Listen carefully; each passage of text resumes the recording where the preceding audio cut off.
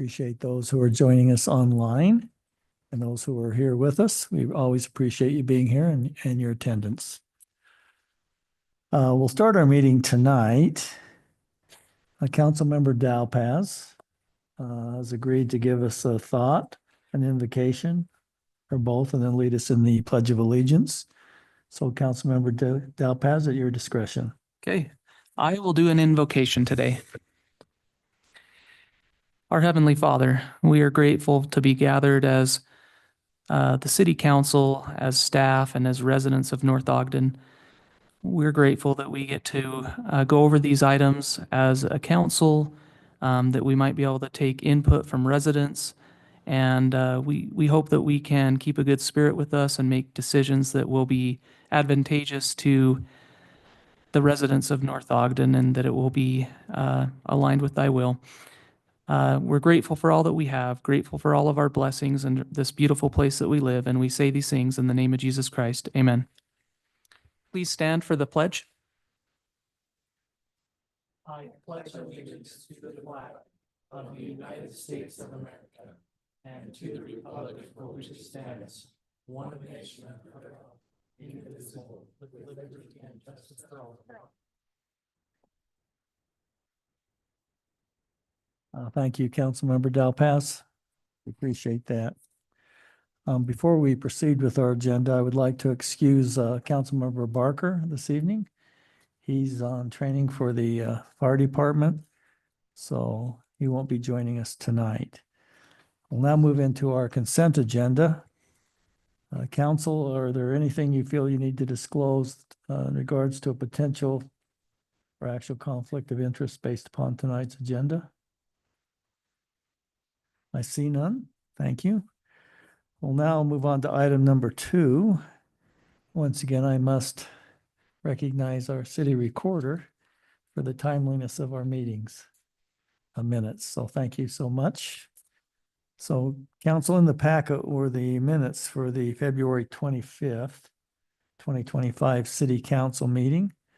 Hopefully you saw those. And if you had any corrections, we're able to forward those to Ryan. But if not, are there any other corrections this evening?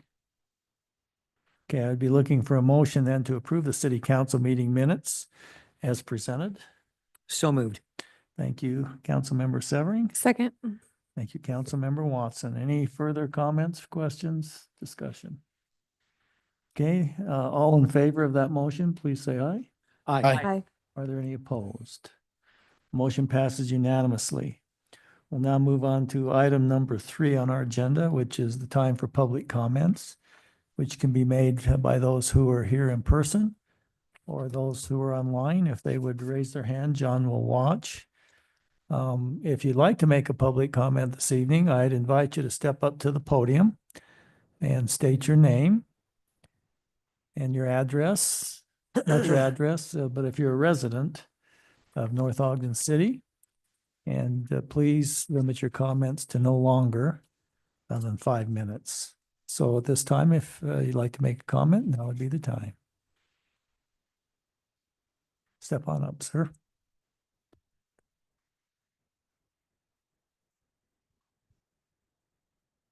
All right, good evening. Do my best to speak clearly. I tend to mumble. I appreciate the opportunity to speak tonight. My name is Spencer Faulkner. Sorry. My name is Spencer Faulkner. I live at 442 East 2050 North in the Gillville subdivision. I'm here tonight hoping to convince the city to put an end to my neighbor using city resources to harass, intimidate, micromanage me on her behalf. Supposedly this dispute is based on 2 full-grown trees in my yard, the leaves they produce. Even though several neighbors, including this individual, have thanked me for making my yard cleaner than it's ever been before I moved in. This dispute started escalating in February of 2024 when this neighbor took around a petition to our subdivision to, quote, run Spencer out of here. Fortunately, we don't live in an HOA and only 2 of her closest friends signed on. When that didn't work, her next step was to begin calling the police.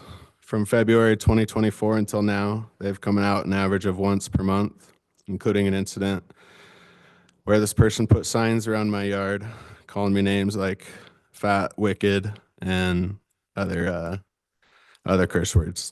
These types of incidents led to a court-ordered stalking injunction that protects me and my family for the next 3 years. The next step was for her to start calling code enforcement. Coincidentally, they called me while on our only vacation to say they heard leaves blew into her yard, and I have 7 days to clean them up. They didn't want any context or background to the situation, just simply get rid of the complaint. Now, the most recent step has been to call the building permit department. This time I was first notified by mail that I had 14 days to resolve the complaint about my carport, or fines of $250 more will apply. I applied for a permit, but due to the unique shape of my property, my request was denied. Furthermore, it's led to issues that were there before I even purchased the home in 2016. And every step of the way, the city seems to have not hesitated to help my neighbors strong-arm me into, quote, running out of town. In fact, it's worked. Next month, I'm putting my house up for rent until I can afford to sell and buy a new home. But what I'm here asking for tonight is that you please authorize Ryan Nunn to give a break in the situation due to the unique circumstances, or at least help me figure out how I can prevent the next city resource from being sicked on me. Thanks for all your time. Thank you. I would like to let him stay. I would have liked him. What's the issue? We'll try to respond at the end of the meeting if you'd like to stay. Oops. Sir? Name is Dave Means, 922 East, 3350 North in North Ogden. And I'd like to address the RDA grants situation. The one thing that's been distressing, or not distressing, but it's been disappointing, is we've been at this about 9 months. I got a packet, I think in June, that asked for, put together a proposal, got bids, which obviously now those bids are 9 months old, so we've got to redo that process. In October 1, I addressed the council concerning the RDA grants and the situation that we face at North Ogden Plaza. Didn't hear anything. On December 23rd, just by happen chance, I spoke with Mayor Berube, and I said, hey, what's up with the grant situation? He said, hasn't anybody contacted you? No, they haven't. Well, it's all been approved. You're good. So on December 27th or so, between Christmas and New Year's, I called Scott Hess and I said, well, I understand that we've been approved. And he said, yeah, everything's going through. We talked about it a little bit. And he said, we got to get together with, I believe he said with John Call, the attorney, and we'll get this thing finalized and we'll be back to you right after the first of the year. Okay. Well, we're now in mid-March. No one's contacted me, and I don't know if they've contacted anybody else, but they haven't contacted me. And North Ogden Plaza was kind of a deal that everybody really wants us to improve it. So I thought I would have heard something by now. But as it so happens, I ran into Mayor Berube again, and he said, hey, we're going to have a council meeting, and they're going to be talking about the RDA, so you might want to think about showing up. So I did show up. And so to just double check when I actually spoke to the council, which was on October 1, I'm going through all the minutes and I see the current minutes, and we've got a whole bunch of stuff here about the potential, who was approved, who was not approved. And I'm just kind of confused. As I understand it, it's a 50% of the total project. But then on my section here for North Ogden Plaza, it starts out 110,000 with a match of 55,000. But in a little box here, it says parking 40%. I'm not sure if we put up 40, the city puts up 40, or the RDA. Landscaping 10%, sign 50%. It also has facade at 50%, but a facade was not in our original North Ogden Plaza. So you put all that together. We requested 122,000, and I understand You know, the budget's not unlimited. If I put those percentages to it, if I understand it right, that it's not 50-50 on some of those items, it comes up that we would be entitled to 86.3, give or take a couple of bucks. So I guess I don't understand the math. I had asked originally because of the situation in our grassy area, which is UDOT property. I'd said, hey, the owners are ready to put up 10%. If you guys will put up 90, because, you know, we've had so many issues through that, and they could continue because it is UDOT's property, and it's a nice place for them to put in cable and any other thing that they need to do. So I'm guessing that they're saying, hey, yeah, if you put up the 10%, we'll do the 90%. But that was a $48,000, two bids that were real close to $48,000. I don't know what it'll be now.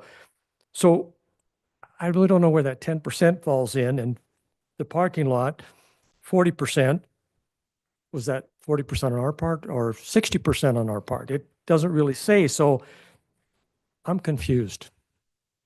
Can anybody help me? I think so. I hope so. Tonight, if I've read the agenda correctly, the contracts will be approved. They'll be asking the council, I believe, to allow the mayor to sign contracts with those who are proposed. So you might want to stick around to see if that answers your question. And if not, Scott, would you get with Dave and help answer those questions he's got? Maybe right after the meeting or tomorrow or something, set up an appointment to. Oh, sure. There's no rush. Done. So, but I believe that's on the agenda this evening. Council, any other comments or questions? Councilmember Dalpas? I think we'll cover it during the discussion item, and we might be able to ask some specific questions at that point to Mr. Meets. Yeah, So- let's figure Thank it you. out. Perfect. All right, thank you. Anyone else here this evening like to make additional comments? John, do we have anyone online? Nope. like to comment? Okay, let's move on then to the next item on our agenda, which is item number 4. This is a discussion or action to consider the appointment of the North Ogden City Finance Director. I believe, John, by statute, this is a position the city has to have. Yes, well, we do in our code, we require it. Yeah. Yeah. So, we had, some good applications. I think we had some very good applications, for this position. We did have Councilmember Dalpas involved and Councilmember Pulver. I think Councilmember Pulver was involved in the initial interviews. We, got it down to 2, and then Councilmember Dalpas participated with us. Well, tonight, and I'd be happy to answer any questions, I would suggest that the council accept my recommendation that Mr. Peter Brown be appointed as the finance director for North Ogden City. He is currently has quite a bit of government experience. He's a chief deputy clerk and auditor for a county. He's worked in other counties in Utah. He's very familiar with the budgeting process. Spent a good portion of his career in finance and in the Boy Scouts of America. But his references checked out very well. And I think he'll be a good addition to the city. He won't be able to start with us full time, and I must say I respect this. Counties, as you know, their budgets are on a calendar year. So they're just in the process of getting their audit going and wrapping up things, and he just felt it would be inappropriate for him to leave his current employer in the lurch. So he'll be working with us remotely on a part-time basis, helping us get through the budgeting process. John, unfortunately for him, will have to take on quite a bit of the responsibility for the budget. And then I believe he'll be working on site somewhat with us. Is it May? So John? full-time remotely in May, And then on-site in June. June. Yeah. So that would be my recommendation. Be happy to answer any questions you may have. Councilmember Dalpaz and Councilmember Pulver should surely chime in if they'd like. Do you have any questions, council? Just a comment. Go ahead, Councilmember Dalpaz. Having been involved in the interview process, I felt that Peter had some very short and succinct answers to our questions. It was very apparent that he knew his stuff. I do feel like he will be the type of person that can slide right into this role without a lot of ramp up time. And I think that will be very important, even though he is coming on a little later than we would like him to. I do respect his decision to come when he's coming because of his circumstance, but I feel like he will ramp up quickly, and I'm excited about that. Okay, thank you, Councilmember Dalpaz. Anyone else? Okay, I would appreciate a roll call vote on this after we get a motion from the council to approve the appointment of Peter Brown as the North Ogden City Finance Director. Do we have such a motion? Mayor, I move that we appoint Peter Brown as the new Finance Director for North Ogden City. Okay, thank you, Second. Councilmember Dalpaz. Thank you, Councilmember Pulver. Any further questions? Happy to answer any you may have. All right, we're going to take a roll call vote on this, and we'll just start with you, Councilmember Severing, and just work our way down. Yes. Yes. Councilmember Watson, Councilmember Dalpaz, Yes. Councilmember Pulver. Yes. Motion passes unanimously. Hopefully, as Peter comes on board, you'll have a chance to meet him and welcome him to the city. I think he'll be a good addition. Okay, we have with us tonight the distinguished superintendent of our sewer projects here in North Ogden, Mr. Trent Wilkins, who is seeking approval for the 2024 municipal wastewater planning program that we have to submit to the Utah Department of Environmental Quality. Trent, do you have anything you'd like to share with us tonight? Sorry. So this is the municipal wastewater planning program survey for 2024. This is required to be filled out every year by every entity that has a sewer system, be it collections and or treatment. Luckily, we do not have treatment. We only have collections. This report they use this to make sure we are in compliance with the state, whether we have treatment or collections, any sort of sewer system, to make sure we are in compliance with what they are requiring. We have 6 operators in collections. Brian Galvez, he's a grade 3. They go 1, 2, 3, and 4. Bryce Nelson is grade 4. Lee Cahoon is a grade 1. Cade Skeen is a grade 1. Myself, I'm a grade 3. And our newest employee, he's been 6 months, Tony B. I'm not sure how to pronounce his last name. I'd slaughter it anyway. He is not certified yet, but he's working on this currently. This report is also a way to report to the state any backups or overflows we have from year to year. And we had none last year, which I'm always glad to report. This helps the state, informs the state that we have a program in place for cleaning, inspecting our lines throughout the year. We're required to do a third of the city every year. And cleaning, we do that. TVing, a little more difficult, but we do our best because there's only 2 of us in our department. So there's a financial portion of this, and Jamie Jones fills that out. I do not. Or she did. She doesn't anymore. But it's to make, and it shows the state that we have money set aside for replacement and or repairs of anything that needs to be done. This also lets the state know how many connections we have. I think we have 20. Sorry, that's residents. I'm not sure. Sorry. I know it's in the report.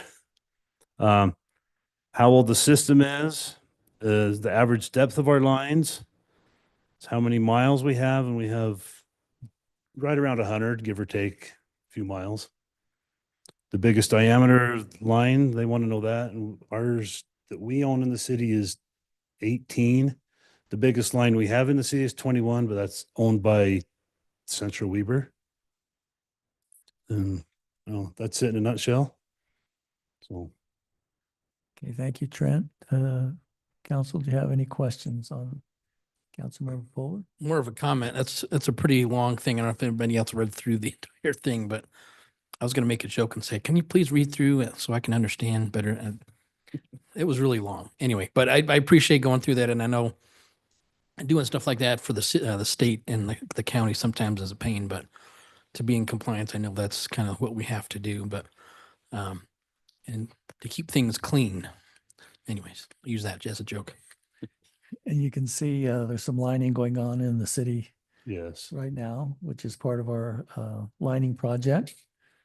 I think the other thing that we ought to make note of is the adequate requirement for fund balance in the sewer department to make sure that we have funds for repair and maintenance of that nature. So I think we're in pretty good shape. I know that the Central Weber Sewer District just approved an increase in costs that'll be passed on to us and our residents. So any other questions for Trent?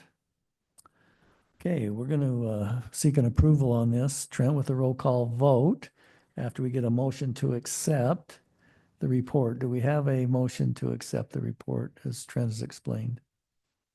So moved. Thank you, Councilmember Watson. Do we have second to Second that that. motion? Thank you, Councilmember Severing. Any further questions for Trent? Further discussion? Thank you for what you do. thanks. Okay, Councilmember Severing, Yes. Councilmember Watson, Yes. Councilmember Dowpaz. Yes. Councilmember Pulver. Yes. Okay, thank you very much.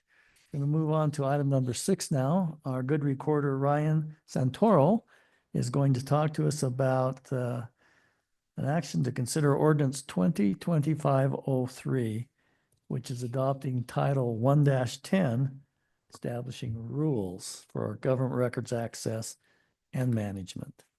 Correct. Ryan? Thank you, Mayor. Thank you, City Council. Tonight, I am presenting ordinance 2025-03, which establishes clear rules for government access and management in North Ogden. This ordinance will provide a comprehensive framework for managing, preserving, and disposing of city records. I have made it a goal for the Recorder's Office for the year of 2025 to really streamline our processes and get a really good handle on the records management in the city. This ordinance will help with the compliance of state records retention laws to ensure they're disposed of according to the legal requirements. It'll offer efficient access to information, preservation of historical and legal records. It's the staff recommendation that we approve this ordinance as it will enhance efficiency, improve transparency, and reinforce the city's commitment to responsible record keeping. In addition to this ordinance, I wanted to let you all know that we have decided that we are going to stop numbering our agreements. In the past, we have numbered them A1, 2025, and so on. After speaking with all of the department heads and meeting with Dave and John, nobody other than the Recorder's Office looks at that number after it's assigned. So for simplicity and for transparency and just for ease of access of these agreements, we're going to title them by the name of the project. Like, for example, the one that's coming up is the Cooperstown Development Agreement Amendment 1 is what it'll be titled. In all of my searching of the records in North Ogden, I've been able to access those records with keyword searches. So going forward, just to be transparent and streamlined, we're not going to be numbering anything aside from the ordinances and the resolutions. Thank you. Council, what questions do you have for our awesome recorder? Okay. You've had a chance to look at that ordinance. It's up on the screen here. Do you have any questions or comments? It's always good to streamline and be efficient. Councilmember Dowpaz? With with the change of how the ordinances are titled. It sounds good. I'm just, I guess I just worry if there might be an unintended consequence years down the road that, I don't know. It's different than we've done for the last few years. So you feel very confident that it will be a good thing and we'll be able to search up previous ordinances with no problem and all that. That's all I just wanted to know. Right, so ordinances are required to be numbered by law and resolutions, but the agreements, there's nothing in state code. So I reached out and I talked to several different city recorders in the surrounding areas to get an idea of how they're managing their contracts and agreements. And for the most part, the numbers are clearly only for clerical filing purposes. There's no legal reason to have them or anything. And after talking with our staff in the city, nobody ever used those numbers. And going back several years, it was a little confusing because some of the agreements that come before city council are numbered, but the other smaller agreements didn't. So you kind of have this unnumbered, numbered collection anyway. And for filing and record keeping and tracking purposes, it'll just make the job a lot easier. Councilmember Watson? I imagine with the new website and all the upgrades that we've had recently, how the search is so much more efficient now. That probably plays into it as well, that we have the ability to upgrade to this possibility, I guess is what I'm saying. Right. And, we have all of our records kept in a database, and the way that you search it is by keyword. And it's just interesting because I never memorized the number A10 2022, right? I just know I'm looking for a development agreement for whatever it is. And so we're searching by that development or developer's name or the project name. And so I think this will serve us a lot better and lessen the confusion. Any other questions? Councilmember Pulver? Just hit my head right now is there a plan to put those in a separate folder or spot on the website? Instead of trying to sift through, 2 years of minutes to try to find it. Yeah, the agreements aren't currently on the website, just the resolutions and the ordinances. These are pretty much just kept in-house unless I get a records request for them. And they are kept in an entirely separate Okay. organizational structure. Right, but what I'm saying is that when we start a development agreement, I know at least the people that would live there might want to see what it is. And so, So we just ask what subdivision they live in, because that's what it'll be titled under, like, for example, like White Rock Phase 4. right, but what I'm saying is that on the website, you couldn't just put one out there is what I'm asking. No? Okay. We don't, but can we, I guess is the question. Or should we? I don't know. I don't know of any other cities that keep their agreements and contracts on their website. That would be a lot of information, but. Are you talking just about development agreements? Mhm.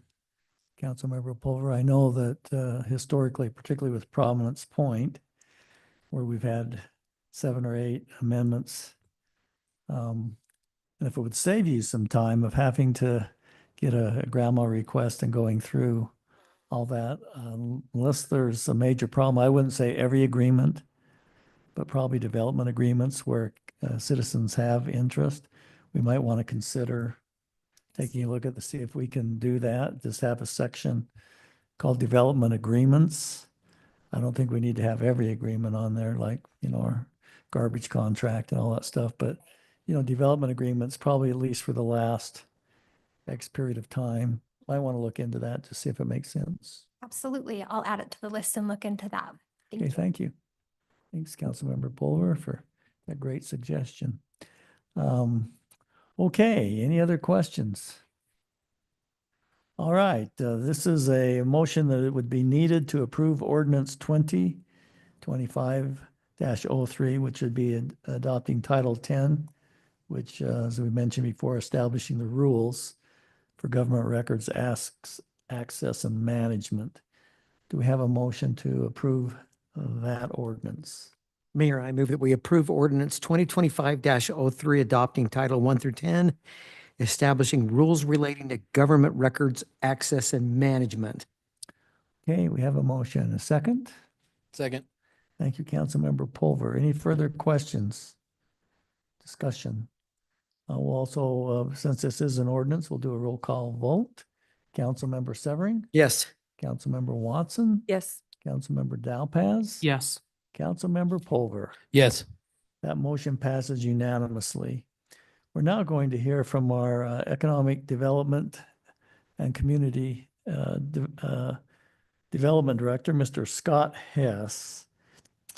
I think we talked about this last time, Cooperstown. I think we had a pretty vibrant discussion about it, but my recollection is it boiled down to the fact that Dave couldn't find the agreement on the packet to give us that information in front of us. So I don't know if you have anything to add to that, Scott, or Just that the original agreement was AO1 2021. So the way we would file this is within the MPC zone for the project Cooperstown under development agreements, and then this would be called the Cooperstown Development Agreement First Amended.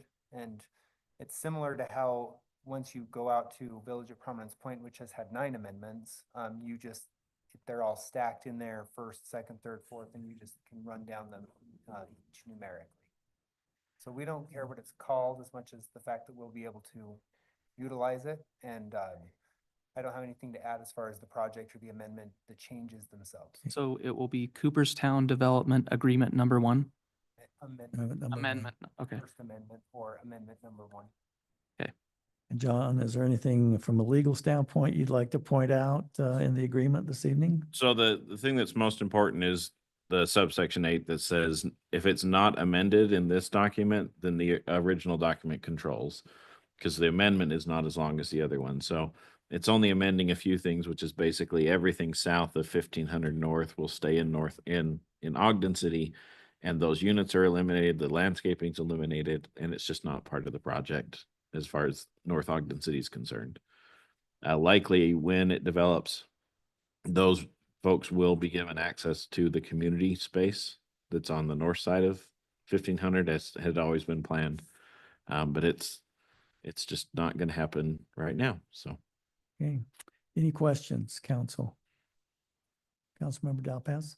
Did we ever get any word from Walker Cinema if they wanted to do a gate entrance between the properties? I know that was a question several years ago.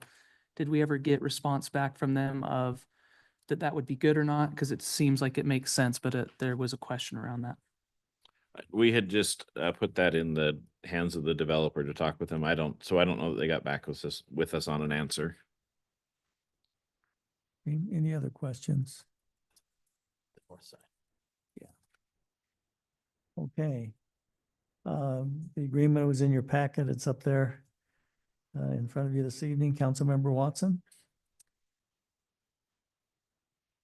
I'll make a motion that we approve Cooperstown, the First Amendment Subdivision Development Agreement A01-2021. Okay, I don't think this will have an agreement Oh, number though I don't anymore. Need that number. So yeah, if I understood your motion right, then you want to approve the legislative application amending the Cooperstown subdivision. Development agreement is presented this evening, is that right? That's right. Okay, do we have a second to that? I second. Thank you, Councilmember Severing. I think the developer is online if you have any questions for him. If not, we'll just proceed, but I just wanted to make you aware that he is available. Okay. We have a motion and we have a second.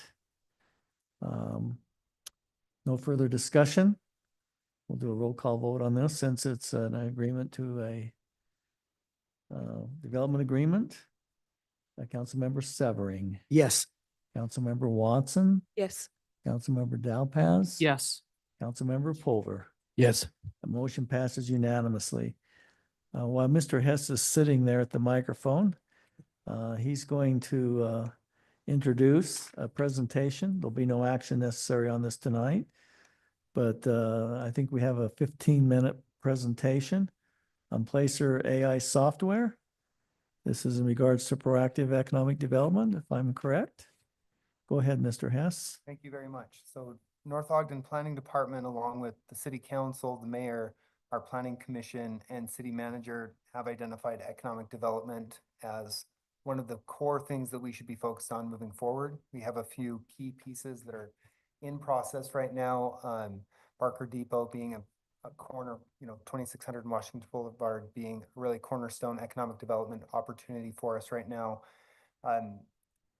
Placer AI is place-based software. It helps inform decision-making across North Ogden. We've actually been speaking with them for about 18 months on different use cases and different, kind of, I don't want to say sales pitch, but the, the reasons or utilization of the software itself. So we've met with Placer several times, asked them to prepare about 15 minutes on a variety of use cases using real-time data from the software, and they've provided some breakdowns on how you can use this, not just for economic development, but we can use it in park planning. It can tell you that, the busiest day that your parks have had, clearly there's this spike on cherry days, which is really interesting to see. You have an understanding of where people are coming from and where people are going to. And I just wanted to point this out because John, wearing a city attorney hat, had asked me to look into this, but Utah State Code just, I believe it's going to ban, change, or amend the way that cities can utilize anonymized data. And this Placer AI uses all opt-in data. So when you have your phone and it says allow app to track, they use an amalgamation of several apps that pull user created data that is, you have self-selected, yes, go ahead and track me. But it's really interesting to see what our reach is. You can see, the zip codes that people came from, where they stopped in North Ogden, and then where they're going. So really powerful software from a variety of standpoints.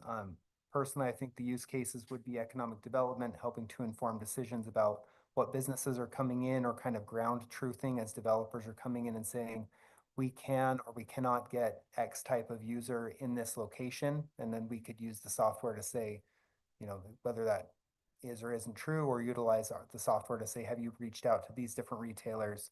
And then also parks data is a critical one, and it'll show you some traffic data. So this could inform what streets are we overlaying, the timing of those, maybe snow plowing.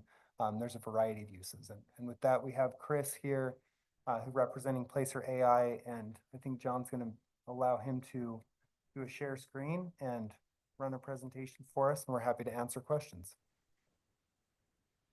Great. Thank you, Scott. Can everyone hear me? Yep. Great. And can everyone see a map of the United States? Yeah. Yep. Awesome. So nice to meet all of you. Again, I'm Chris. Think of me as a product specialist. I actually work the whole Utah territory here at Placer. I've been working with Scott and team. But yeah, my whole goal is to kind of educate you all on how Placer works and how North Ogden can utilize our data here. So first 5 minutes, I'll give you kind of an overview of what we do and how we do it. And then I'll jump into some of those use cases that Scott mentioned around transportation, economic development, parks and rec. There's a ton. But just to get started here, Placer is a software. This is the home screen of Placer. Really what we do here is we study the locations of cell phones all across the United States. And we use the location data from those cell phones to learn more about visits to any place. So we can look up any specific address in North Ogden or in Utah. It can be a retailer, restaurant, shopping center, your downtown, neighborhood, road, street, highway, park, event, any place. We're going to show you how many people visit and more about those visitors, right? Now, the way we source this data is through mobile apps. We partner with those apps. And if ever of you have downloaded an app on your iPhone or Android and you see those opt-in languages, which gives you the option to share location services always, never, and sometimes. If you opt in and click always, Placer can then study the location of that device in the background, right? Now look, we study places, not people. So the only data that gets sent to Placer are latitude and longitude coordinates of the device itself.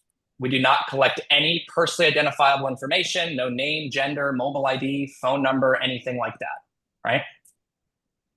Through those app partnerships, we study around tens of millions of mobile devices across the United States. Right now, we study about 10% of the US population. That's a very large sample size. And at that sample size, we're actually able to estimate visits to any place to a degree of about 95 to 98% accuracy, right? Now, can all of you see my slideshow here? Just want to make sure the screen share is working. Yes. Got it. And a little bit about us. We're not a small shop. We have over 4,500 customers. We work across many industries. Thousands of retailers use our data, commercial real estate, banks, hedge funds, sports teams, theme parks. But our largest customer base and our fastest growing are our civic customers. So these are cities, counties, districts, EDOs, DMOs, chambers, all using our data. We bring on about 30 cities a week at this point. And working the Utah territory here, I work with current customers like Visit Ogden, Riverdale City, Davis County, West Valley, Murray, South Jordan, Draper, Linden, Saratoga Springs, Orem, Springville, Mapleton. I mean, the list goes on, all using our data for strategic decision making around economic development, parks and rec, planning, and transportation here. But just to jump in the data, what I'll do is I'll actually showcase how Placer works and some of the data we can provide for any place. Now, look, we get cities up and running in a day. All we need are the email addresses of whoever needs access that works for the city, and they'll have a username and login at Placer. It works a lot like Google Maps, so you can go to the Explore page here, type in the name or address of any place, and we can pull up data. So I can just type in North Ogden, and what you're going to notice on my screen are all of these purple pins and logos. These are all properties that Placer has data for today. Now, for instance, we have data for the Lee's Marketplace. What we did is we drew a fence around Lee's Marketplace. That's actually how we capture data. So any cell phone that goes through that fence is going to register as a visit for Lee's Marketplace. So all we need to do to get data for a specific place is to draw fences around it. We can do this for parks. We can do this for cherry days. We can do this over your downtown. We can even draw geofences around any real spot and help you start to understand more about the traffic, the visitors, where they're going, all that good stuff, right? We can even look at market level data. So not even just looking at a specific venue, we can look at the entire city of North Ogden and start to understand more market level data, like what's the tourism here? What's our workforce look like? Where do they commute from? For our residents, where do they go ahead and shop outside of the city boundaries, right? Right. But for today, I queued up a report. What I did is I queued up a report for the Crossroads at North Ogden, that shopping center in blue, Lee's Marketplace, and North Ogden Park.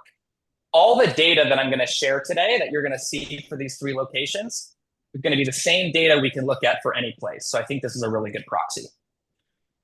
At Placer, we have 7 years of historical data. So our data goes back all the way to January 1st, 2017. So we can start to understand previous event attendance, year-over-year visitation to our city and retail. How is our workforce landscape changing? And then the data we show you is near real time. We already have Friday's data in here, the 7th. So just a 3 to 4 day lag in our data. But this data can be filtered by specific days, weekends, months, you name it. It's really up to you. Let's keep the past 12 months of data for today. This first report is going to show you visitation. How many people went to these three locations over the past 12 months? If we first focus on Crossroads, that shopping center here, we can see that in the past 12 months, there were 251.8 thousand unique visitors to this shopping center. And these 251.8 thousand people went to this shopping center a total of 3.3 million times. The average person went about 13 times over that 12-month period. So for any place, we can show you the total number of visits and the number of visitors. And we give you that historical context, right? Looks like visits to Crossroads here are up about 2% this year versus 2023. And we can start to see the same type of figures for the park as well. We go to North Ogden Park. We see that there was around 88,000 total visits to North Ogden Park from just under 30,000 unique visitors, right? So what we're doing here is giving you visibility into visit metrics. And this is extremely important from an economic development standpoint, right?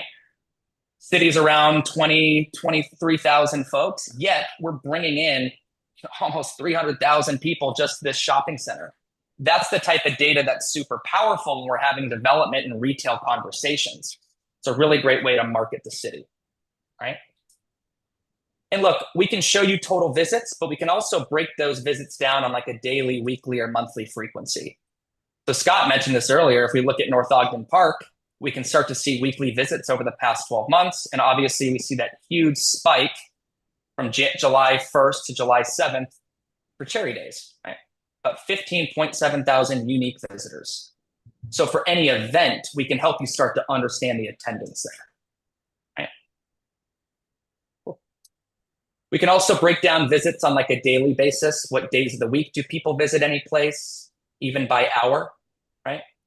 But here's where our data gets really interesting. Since we study these cell phones in the background, we can help you start to understand where are we getting those visitors from. So if we wanted to know, where do we pull for Lee's Marketplace? What you see here is a heat map of all the home locations of people that went to Lee's Marketplace in the past 12 months. Red is going to show you where the top 20% of homes are. Blue is the bottom 20%, but we can really start to understand, where do we pull from? What's our market? Where do we get those visitors from? And the way we know home location is because we observe patterns in these devices. Again, all we do is just look at the latitude and longitude coordinates of the device. We can actually see where these devices dwell overnight, right?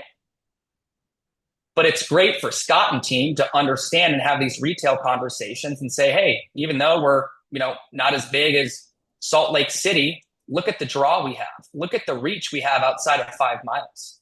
So we can really start to use this data to market North Ogden and say, hey, if you come here, build a Ross or a Petco or some awesome sales tax generating, retailer, they're going to love seeing this data and go, okay, this is where we're going to get our customers from, right? Same thing goes with an event. We look at Cherry Days. We can really start to understand, was that visitation residential? Was it tourists, right? And we don't just show you this map. We can actually quantify it by zip code here, right?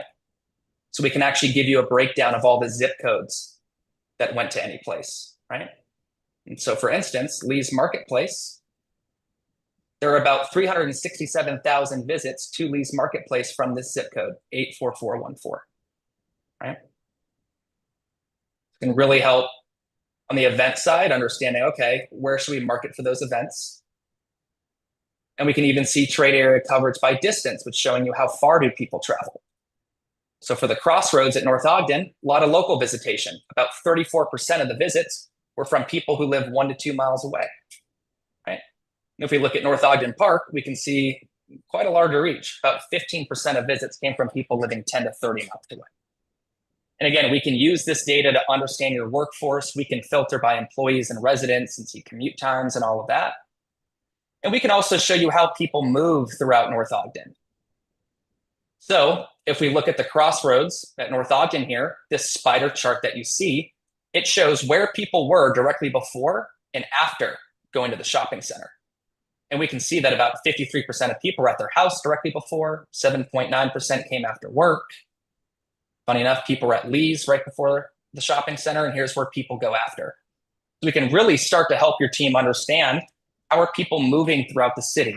When we have an event, do people go home or do they interact with downtown North Ogden? Do they eat at our restaurants, right?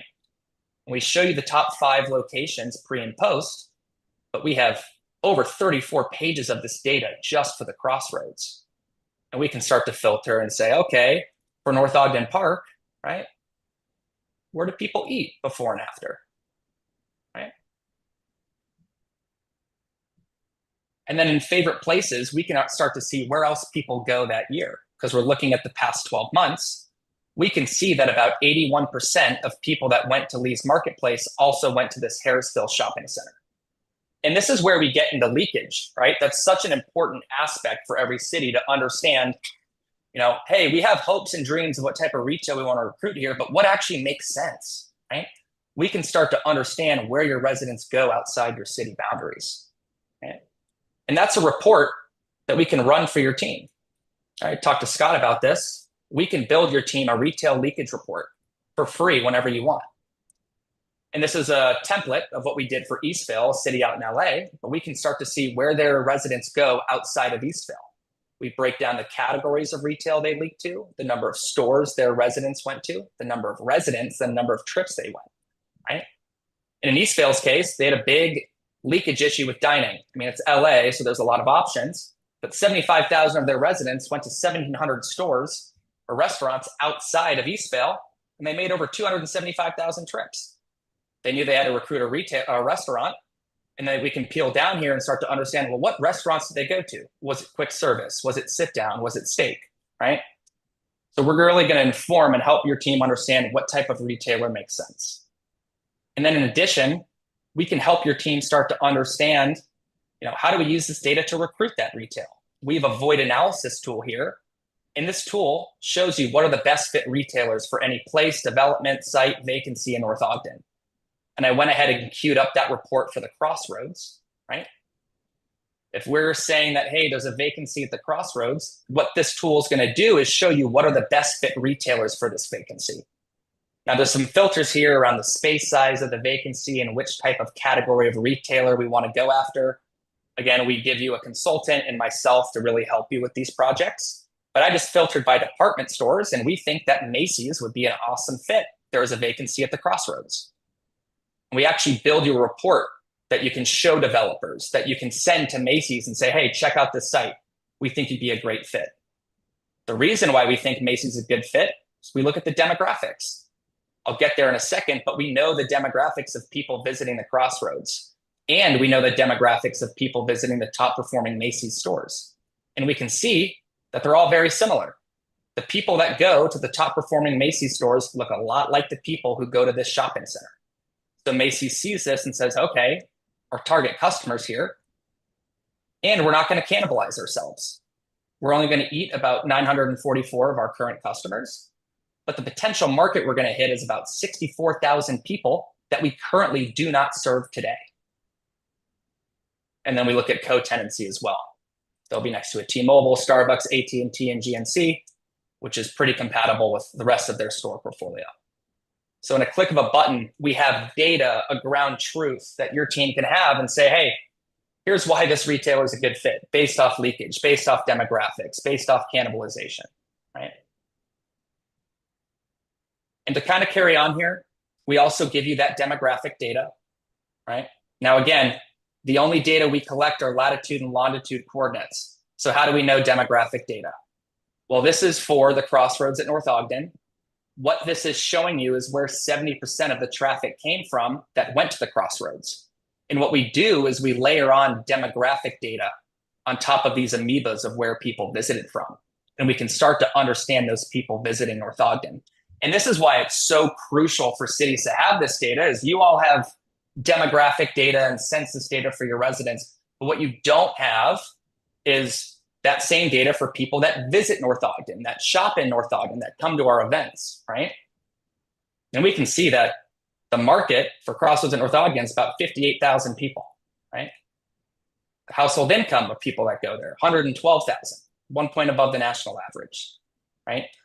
So we're really changing the narrative here. This data really helps cities market themselves by showing you the true traffic, the true daytime population, the true demographic data of not only people that live in North Ogden, but also visit North Ogden.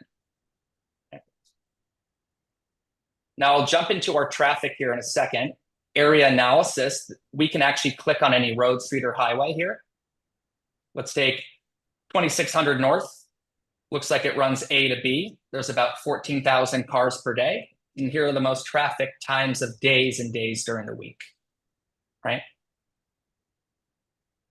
And then we can actually tailor that with our routes data. We know vehicle traffic volume when it's most busy. And now we can start to highlight what routes do people take to get to any place. What you're seeing on my screen right now, this is a heat map showing the most popular routes, red being the most popular, blue being the least, of how people went and got to Crossroads at North Ogden. So we can start to understand how people move throughout the city, going to a location and leaving any location. Now, this is huge for public transportation.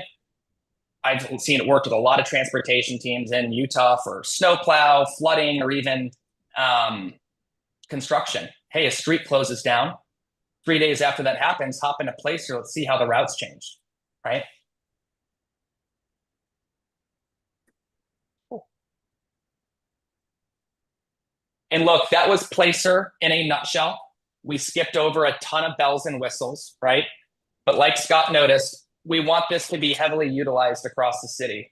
We have a clear-cut use case for economic development, helping market North Ogden, understanding leakage data, helping you recruit that retail, having a ground truth. With parks, we'll have data for all of your parks, events, when people visit, where they pull from. Fantastic for grant writing and traffic as well. Vehicle traffic volume, routes, how do people enter North Ogden, commuters, residents leaving, right? But I'll stop there. I know I'm at that 15-minute mark, and I know today was kind of like drinking from a fire hose, but I'm happy to field any questions or dive deeper in the platform in case anyone wants to take a second look here. Council, what questions may you have? Councilmember Severing, I think you had your hand up first. Yes, Scott, so is this a new software that you're proposing that we look at? We would purchase it and we would have access to it. So it's unlimited users for the city. You could give it to any and all of the departments that we wanted to that had interest in utilizing it for whatever reports they felt were relevant to run. And there's, these aren't, I mean, the numbers that I was given is it's either for a 2-year contract, it's $21,200 each year, or on a single year, if we wanted to buy it, it'd be $24,000 for 1 year. And then we are assigned a Placer AI staff member that can assist with us in running those reports. So we're not just sort of left to our own device with, here's your software, utilize it. We can contact them, call them, utilize them as a resource. So 21,000 for a year, per year. year for 2 years, if we wanted to go with a 2-year contract. So in comparison, like maybe having a consultant coming do that for us if we needed that data, or I'm just I can't see where, I guess maybe after 8 years of being in the city council, I'm kind of on the fence on this, because it would probably be cheaper just to occasionally bring in a consultant to get this data than. So we used on the Southtown Center study that we received $100,000 from Wasatch Front Regional Council. Almost $20,000 of that went to Zion's Public Finance for the retail leakage and market analysis portion of that study. So we spent $20,000 to receive a one-time study of a one-time area of the city that might have a shelf life of like 3 to 5 years in reality, where this is sort of ongoing, current, today's data. And I don't know what, everybody has their own proprietary software. Like there are several Placer AI type of softwares, and so developers are using them. What I've always been told is if a really large retailer knocks on your door, they probably know more about your city than you do because they're utilizing this stuff. Right. So I would say that $24,000 is a significant amount of money for a city the size of North Ogden to utilize. But if it helped us understand even what our maintenance and reseeding schedule is for our parks based on park utilization over time, like that could potentially save $24,000 in time, effort, seed, locations. Same for roads, road overlays. Maybe some of the roads can last longer because they're underutilized or utilized less. So we push more maintenance projects other directions. So I see many use cases outside of just economic development, because with my job in managing the planning department, I would only spend a portion of my time directly reaching out to developers. But we do get this question, we have a brand new, the site plan has been reviewed by Planning Commission.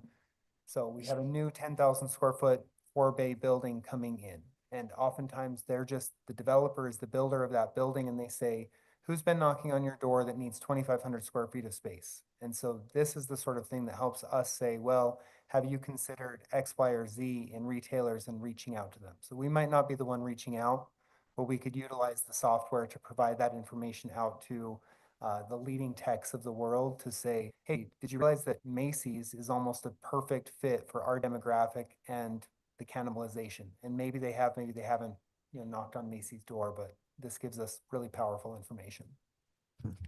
Councilmember Delpaz, did you have a further question? Yeah, this question is for Chris, if he's still online. Do Yep. you have, yes, do you have any information on return on investment for every dollar that is spent on your product? Do you have any numbers for similar sized cities of how it pays off?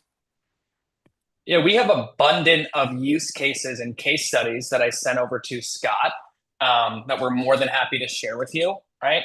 I mean, here, like, look, we work with over 1,600 municipalities across the United States. Everyone's needs are different, right? Every department uses it in a somewhat different way. So I've worked with events teams that increased sponsorships by an exorbitant amount because they finally had data to say, hey, we bring in all these people.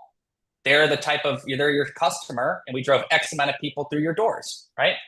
I've worked with economic development teams who are actually able to recruit the right retailer, not only just get one in their doors, but a successful one because that action was driven by data, right? So if we want to kind of, and I can go on and on, I'm more than happy to send over case studies for you all to review with, real cities who used our data. But just like the three overarching one is one, like increased revenue, economic growth from better business development, tourism, retail planning, increase in net sales tax revenue. Cost savings is a huge one, right? Reduced inefficiencies in public planning, infrastructure investment, resource allocation, and even just an improvement in public service, like optimized transportation, public safety planning, leading to better outcomes and cost reduction here. But I'm not sure if you're looking for a dollar amount. That's helpful. If you're saying there are case studies and things that we can look at after the fact, that would be great. Thank you. Yeah, absolutely. I can send over that of examples of cities, recruiting retail and how they did it. Grant is another big case, but I'll be sure to forward all that to Scott as well. Thank you. Councilmember Pulver and then Councilmember Watson. I think you had your hand up first, Councilmember Pulver. So I played around with the software. Just obviously, if you just join, you don't get the full bells and whistles. But just looking at the powerful data-driven idea of this as an engineer was, I spent way too long on it. Let's just say that. So it's a very the types of things you can do with it are almost limitless, and the things that you pinged on, I think were important. The grant writing, which I think, sometimes goes, why do you want my money? Weber County, and so you can say this is why, and this is why we're overused. We need to do this over here, and that's how we're going to get, maybe some grant writing help. Sponsorship, I think that's a spectacular way to attack some, not gracefully ask some people, hey, you can get a lot more bang for your buck if you're advertising, for Cherry Days or whatever. I think that was pretty good. And then also getting the right business in the right spot. I think that's, I think anybody would love to know that because, there's been a lot of places or areas that have started and stopped 3 or 4 different things. So anyway, that was it. Councilmember Watson. Thank you. Yeah, this is a great presentation and really great information. I think this knowledge would be so valuable in all those ways. And I look forward to the benefits of that. I think it's very attractive to have this addition. I was curious more about the economic development portion of it, because I think we could really benefit from that retail leakage report idea. So let's say we have some kind of firm that's wanting to make a study, or a developer, would they just have access to this, or you would do all the reports, Scott? So does that add a lot of time onto staff to put these together? Or maybe it saves time because you were guessing before and now you have actual facts to give them? Yeah, I think that for me, one of the ways that I would use it is in ground truthing. So we have developers who knock on our door and say, hey, we want to convert some of your commercial property over to, say, manufacturing for any other use, storage units or a lower sales tax producing use, because we cannot attract any sales tax producing revenue type of businesses. And then we're able to go out and say, well, who have you asked? And have you thought about these retailers, and kind of ground truth some of the data? Or if you have a development coming in and they say, we're really wanting to bring you X use, but it's really Y that we needed, and I don't, one over another, like a private swimming pool, right? And we have a public swimming pool. So this may not be the best case or, you know, the best use of your dollars, private developer. And it's not our responsibility as the city to rescue developers from making bad decisions, but I do think that it's important for us, if we have the data, to provide it to them and saying, hey, Village of Prominence Point, you have very good, prominent commercial parcels sitting out on Washington Boulevard at one of our only stoplights that we're ever going to get at 1700 North and Washington Boulevard. Have you considered reaching out to, and then give them the list of the retailers that fit in these acreages on these square foot size of buildings and match these types of residents, and just essentially run that report and give it to the developer. So the amount of time that I would spend at like the retail expos and doing true proactive economic development on the phone is probably not a ton, but what I would do is run as many of these reports as I could for property owners, business owners, and others who had questions, and essentially like provide it as a resource to them to help make, if they make more money, ultimately in sales tax, you know, we will make more money. Right. That makes sense to me. If the developer chooses to disregard your recommendations from these reports that are generated, then there could be a volunteer committee potentially who could take that up and start making phone calls, because it sounds like we need to individually call all the Macy's and Trader Joe's and everything, right? One by one. So it could be anyone who follows up at that point, but staff wouldn't be the one calling each individual. And they can be, I haven't Yeah. been told, as, you know, my position is Right. to do this certain thing. And there are cities that have dedicated economic development people. That's literally all they do. So, you know, Right. I worked with him, as Marlon Eldred is down in Lehigh City. He's great. His main job is to try to bring businesses in and save businesses who are, you know, if they're going out of business, like what can we do to help turn this over and reutilize it? This isn't in our city, but the Burger King that, you know, went vacant and then turned over into a Costa Vida, that was a great reuse of an existing building. And whoever did that turnover, whether it was the developer or the city, that was a wonderful one. Because if you have a business or one of these large boxes go vacant, they can become a real like black hole for economic development dollars. If you have some lined up businesses that say, hey, can you think about this and go in here as a tenant remodel or improvement, can be huge. I can tell you it wasn't the city. Mhm. I know the person that owns that Costa Vida in that spot. But if I could make a suggestion, maybe what we could do is, he's given us some good reference. I think data's good. There's no doubt about it. It's what you do with the data, and is it meaningful? So maybe we could use some of these references, Scott, and talk to them and say, okay, what data did you use and what were the results? And get some feedback for the council. It's obviously very intriguing. Councilmember Pulver, this would be something obviously that would be considered during your citizen budget thing. You could bring this up with them, where the payment would come from, et cetera. But maybe we could do that, because data is good, but how you use it and what the results are would be nice to know. 'Cause So he said Ogden City is using it, right? I I don't heard know. Riverdale. Riverdale? Okay. Riverdale. Okay.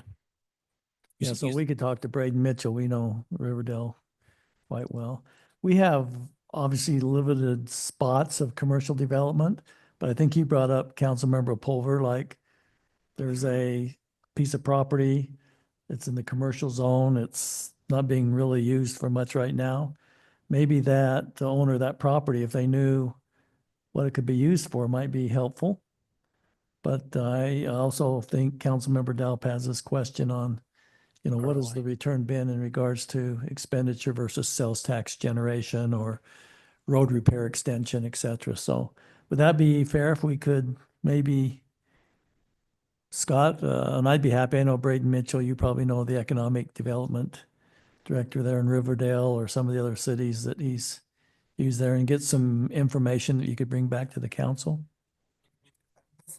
It's presented as an item that's in our 2025-26 budget. So the proposal would be, use this as fact-finding time as the budget is developed, and then the council is prepared to make a decision on whether or not we include the software in the budget. Right. After July 1. Councilmember Delpaz, did you have your hand? Yeah, Sorry. just I think one it's- more use case that intrigued me. I don't think it's going to make us money, but visitation to parks, you know, if there is a park that is more visited than another, we can allocate more resources to that area, we can spend more on the park places because they're utilized more. So there are some pretty interesting use cases of, say we have 7 parks and you see which ones attended the most and maybe shift resources accordingly. So kind of interesting, but yeah, I'm worried about the expense. I see the potential, but I'm definitely worried about the yearly expense on it. And especially if we get down to budget time and we're seeing that if it is a stark sales tax year or whatever. So we'll have to see. And I'm definitely intrigued though. I think yeah. we could answer the question of, what retailer would we have to bring in, or what amount of revenue would a business have to make in order for the city to make $24,000 back? And that could be broken out across multiple, but that would be a pretty simple calculation to do backwards math through the finance director and figure that out. So I could tell you it will require X million dollars of revenue in the city in order to produce the return on investment for this particular use. Yeah, I can tell you, Smith's knows where every one of their customers comes from, what they buy, how much they spend. They use that. Smith's knows that. And they use that for personalization of marketing and et cetera. One of the things that was intriguing to me is the attendance at Cherry Days. If we sent somebody out to raise money for Cherry Days, said, here's your exposure, here's where you can get some advertising, because they're going to look at that. They want to know how many views of their situation they're getting. So if we could do that, Scott, if we could get some information, then it'll be considered in the council budget process. Blake? I kind of feel the same way as Councilman Dalpas does on this. Finances concern me, but I also share the same interest with the mayor. But I would like to maybe in addition to Riverdale, maybe an additional 2 or 3 cities that are using this. And I would actually like to reach out to them because of my interest in economic development. I would actually like to reach out to him as well. So if he could provide numbers and names, that would be awesome. I think the key here would be, is this as an expense or is it an investment? It's an investment if you get a return on it, right? It's expense if you just use the data to play with. So I think what we're seeking here is, what type of return does this give? Is this an investment or is it an expense? Because if it pays for itself and generates more sales tax, we're happy to make investments, right? Where we get a return. So Scott, if you could follow up on that, that would be good. And thanks for the presentation. It piqued, I think, a lot of interest. So Thanks for having me. Thank you for spending some time with us. Okay, I think we're on item number 9 now, Mr. Hess. While you're sitting there, you're going to talk to us about the grant program contract and the approval and the awarding those. Yep, thank you, and apologies for me taking so much of the time. So I will make these spreadsheets easier to read in the future. When you break it into the agenda packet software, it kind of blew it apart. And so I've asked John, I sent him a link. I wonder if he can pull it up. We did discuss the RDA grants on December 5th, 2024, on who was a yes, who was a no, and the amounts. And that is highlighted in, for me, it's I, letter I for the RDA amounts. You may need to go to the right one, John. And up. So the pink are the no's. And it's the RDA amount tab. So on that one, we have $100,000 for Big O Tires, $150,000 for the cannery's existing building project, $60,000 for DML Campus Northern Ice, $150,000 for Jones Shirts and Signs, which was an application by Janice Jones and some of their other partners there. Lock It Up Storage, $150,000, North Ogden Parks Department, $133,250, and North Ogden Plaza, $55,000. The match amount actually came from one of the original conversations back in, I want to say November, that I had called each of the applicants and asked, of this project that you've put in, what is your potential for match? And some people said, well, I need to do this project anyway, so it's 100%, and others said I'm willing to match X percentage. So those were numbers that were pulled from conversations that I had with each of the applicants on the phone with them. They don't represent necessarily how the RDA money was allocated in December. And what you have in front of you today is a contract that staff is asking the council to allow the mayor to sign with each of these applicants that outlines the next steps. So some of these projects are really simplistic. If it's, say, a parking lot resurfacing or redoing landscaping or a signage facade change, those aren't site plan items. Those are really simple. They're just administrative items that we might need a building permit for. We might need a land use permit. In some cases, we wouldn't need anything more than just the commitment for funding. And it's a pre-spend and then you get your dollars back. So for an applicant to receive the full $100,000 RDA amount, they would need to spend $200,000 and then through receipts, show us that they spent $200,000 and we would give them 50%, a dollar for dollar match percentage amount back. And we're willing to do that on like an individual basis. So I'm not saying for every single expense they do, but we'll try to not make it on the accounting side too difficult for everybody. But lump sum receipts, show us that you have those expenses and this is the outcome, and then we would refund that money as you need over time. Some of these projects will take significant, not need city council, but they are administrative site plan items for planning commission. So there's investment needing to be made in plans and then taking those planning commission and notices of decision, all of that. And then at that point, they could spend the money and be reimbursed. So the contract, this has taken a while to get in front of you, and that's my apologies for that and for the applicants who have been waiting.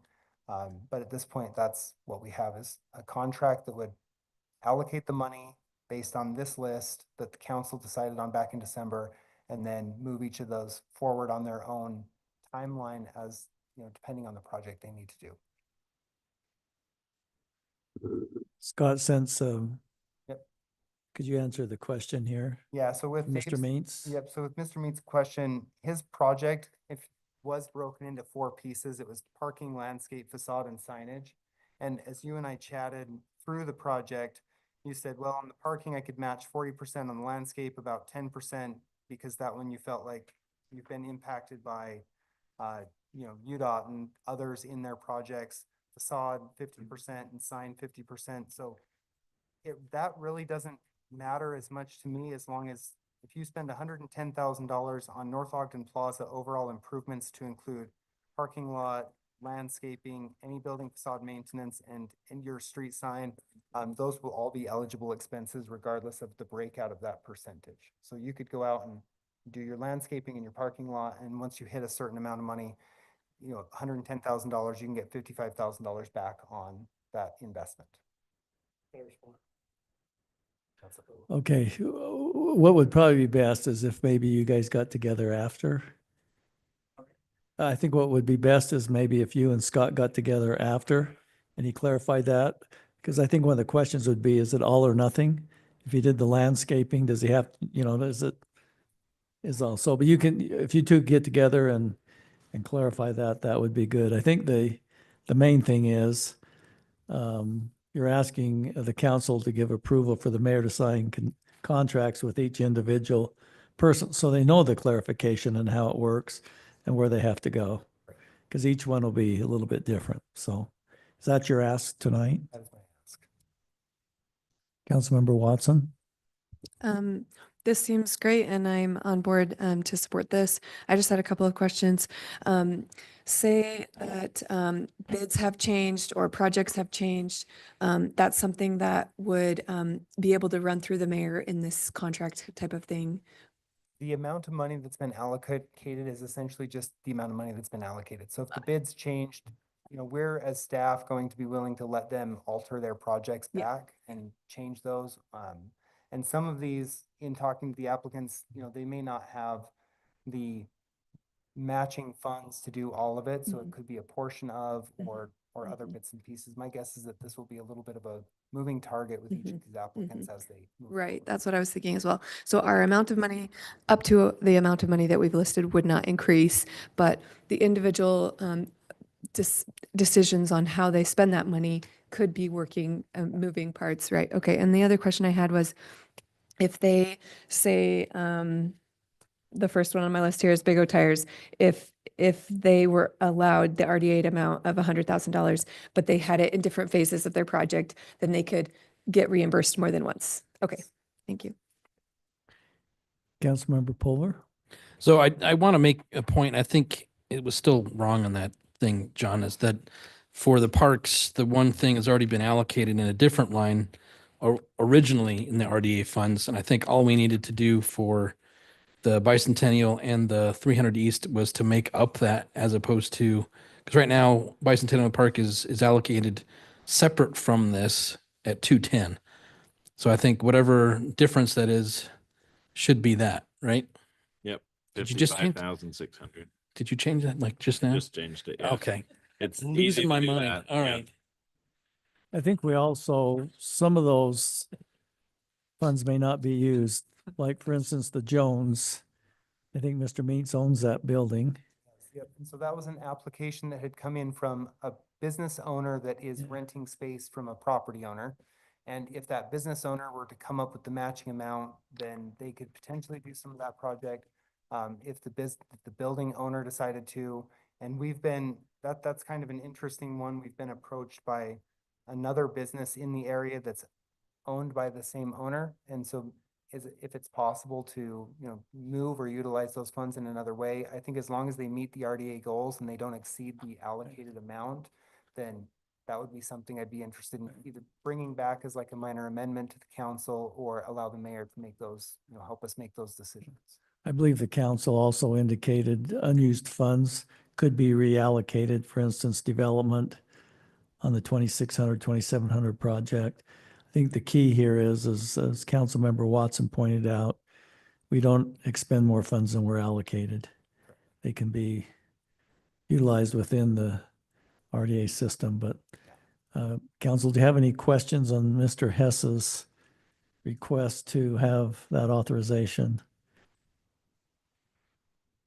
Okay, then I think what we need an action on that to approve a contract for city events, for the RDA awareness. What we had done, Mayor, is we had told the council we'd bring back the agreement, but essentially in the last time they voted, they made you, me, and Scott the administrators. So we just thought we'd give them the agreement so they could see it. They can approve it, but they don't have to. Are you looking for approval tonight then, John? from the We didn't council? ask for it. It was kind of an information as a report back to them. Yeah. If they're okay with it, it'd be nice to know they're okay so we can proceed along and get Sounds things great to moving. me. I see a smile, 2 thumbs up. 2.5. It looks like we're a go on that contract. So, okay, maybe you two could get together and clarify that and see what we need to do to move along. Okay. Thank you, Mr. Hess. We're now on item number 10, I believe, and this is going to be led by Mr. Call, our city attorney, and also our city manager. And this is in regards to a contract for city events and fundraising efforts that was included in your packet. Mr. Call, did you have anything else you wanted to add to what was in the packet, or just field questions from the council? So there's 2 things that are important that were identified. One is that we took Arbor Day out of this and instead included some information, or include the event, the Children's Craft Market, as the 6th event or 5th event. And then the other thing is kind of the bigger thing, which is we're asking this individual to be involved in the fundraising for events and for Cherry Days. And to do that, they had asked for additional money, and the mayor and I thought it was a good idea to say, well, why don't you do kind of an eat what you kill and give them a percentage of how much money they raise, with some exceptions that Lee's typically gives us money for fireworks. Kroger or Smith's typically gives us money for Cherry Days. Best Realty typically gives us money for the North Pole. And then the Ultimate Express Car Wash typically gives us money for the Flick and Float. And so the idea was those that we've kind of established relationships with, she wouldn't get 10% on. However, I do think there's a little benefit if she's the one that goes out and makes contact and gets the money, to incentivize her to do that work for us. And the big thing is it's cash or, monetary donations. If it's in-kind donations or volunteer time and things, there's not a compensation for that. That's spelled out that, there's not a compensation for those kind of things. Those are the two really big things, is the change of that Arbor Day to the children's market, and then this compensation schedule for fundraising. John, if I understand correctly, for instance, if Smith's gave us $5,000 and she was able to get 10,000, she would get paid on the incremental amount. Yeah, and that's why I specifically wrote, Just wanted to make Yeah. sure that the council understood that. Yeah, that's a good point, Mayor. That's why I said Best Realty for North Pole. Like if Best Realty sponsored a different event, then she would be entitled to that because we're not currently getting money from them for those other events. What questions do you have, council? Councilmember Watson. So this is also renewing the contract. When would the contract be over? It ended the end of this year, December 31st. year. Yeah. And it's for the same amount for those other events, the 25,000 that we've done the last 2 years, 3 years, 2 years. Mhm. I believe this is still a good deal for the city. We were paying substantially more for an events coordinator with benefits, et cetera. So this is, I think we're accomplishing things. Hopefully they go as well. And it's a savings to the city. And to your point, Mayor, the Cherry Days group, they raised a bunch of money the last couple of years, right around 65 grand. And so to put that into context, that would be enough. If she raised 65 grand, that would be enough to raise or to pay for what our Cherry Days used to cost us, and hopefully will cost us this year, and still give her the 10% on top of it. So that's the goal, is for her to essentially pay for her time. And I've mentioned to John, as I saw the ramp grants, that one of our residents is the chair on, I believe, this year. Mr. Burns is. So we appreciate his involvement there, but I've advised Mr. Call that we should probably seek a ramp grant for Cherry Days. I saw Tomato Days and a lot of others on there, and that would relieve the city, I think, from certain things. Of course, we have to match. So next year, Mr. Call will be submitting a ramp grant application. Councilmember Watson. Another question, just to make it clear, our events contractor won't be in charge of Cherry Days, but she will be in charge of getting the fundraising for Cherry Days. Correct. And she knows that. Mhm. Okay, Yes. Okay. She has approved this contract. great. That's what great. What other questions do you have for Mr. Call in regards to the contract that he's presented this evening? Okay. I see no questions. This would be a roll call vote, but first I would need a motion to approve the contract as presented by Mr. Call. Do we have a motion? Councilmember Watson, it was kind of all right. Go ahead. I'll make a motion that we approve the 2025 Cherry Days celebration planning as described here. Oh, This is number look at 10. number 10 instead. I'm so sorry. This is a contract for the city events and fundraising efforts. Okay, we'll try again. I'd like to make a motion that we approve the contract for city events and fundraising efforts as presented here. Thank you, Councilmember Watson. Do we have a second to that motion? I second that. Thank you, Councilmember Severing. Is there any further discussion on this issue? So this is year to year. It's a year-to-year contract, Okay. Take a roll call vote on this. Councilmember Severing, Yes. Councilmember Watson, Yes. Councilmember Dalpaz. Yes. Councilmember Pulver. Yes. Motion passes unanimously. We're now going to move on to an additional presentation by Mr. Call. And this is a discussion on the 2025 Cherry Day celebration planning that is just right around the corner. Mr. Call? Thank you, Mayor. So, Council, we are working on a plan for charity. Well, we have a plan for Cherry Days. We are now working on implementing that plan. But as part of that, as I identified in the staff report, there are some items that we would appreciate some feedback from the council. The first one is that we are recommending that Cherry Days and the majority of those activities happen on Friday, the 4th of July. Just to limit the amount of days that we call employees out to help us, while also accomplishing the majority of the kind of gathering and patriotic things that happen on that day. And honestly, to kind of just avoid some of the flack that the group got last year, the citizen group, over when things are happening and where they're happening. I think staff has the bandwidth to do the work that it needs, but the bandwidth to deal with some of those concerns sometimes is lacking. So that's what we're recommending, which would also include the fireworks on the 4th of July.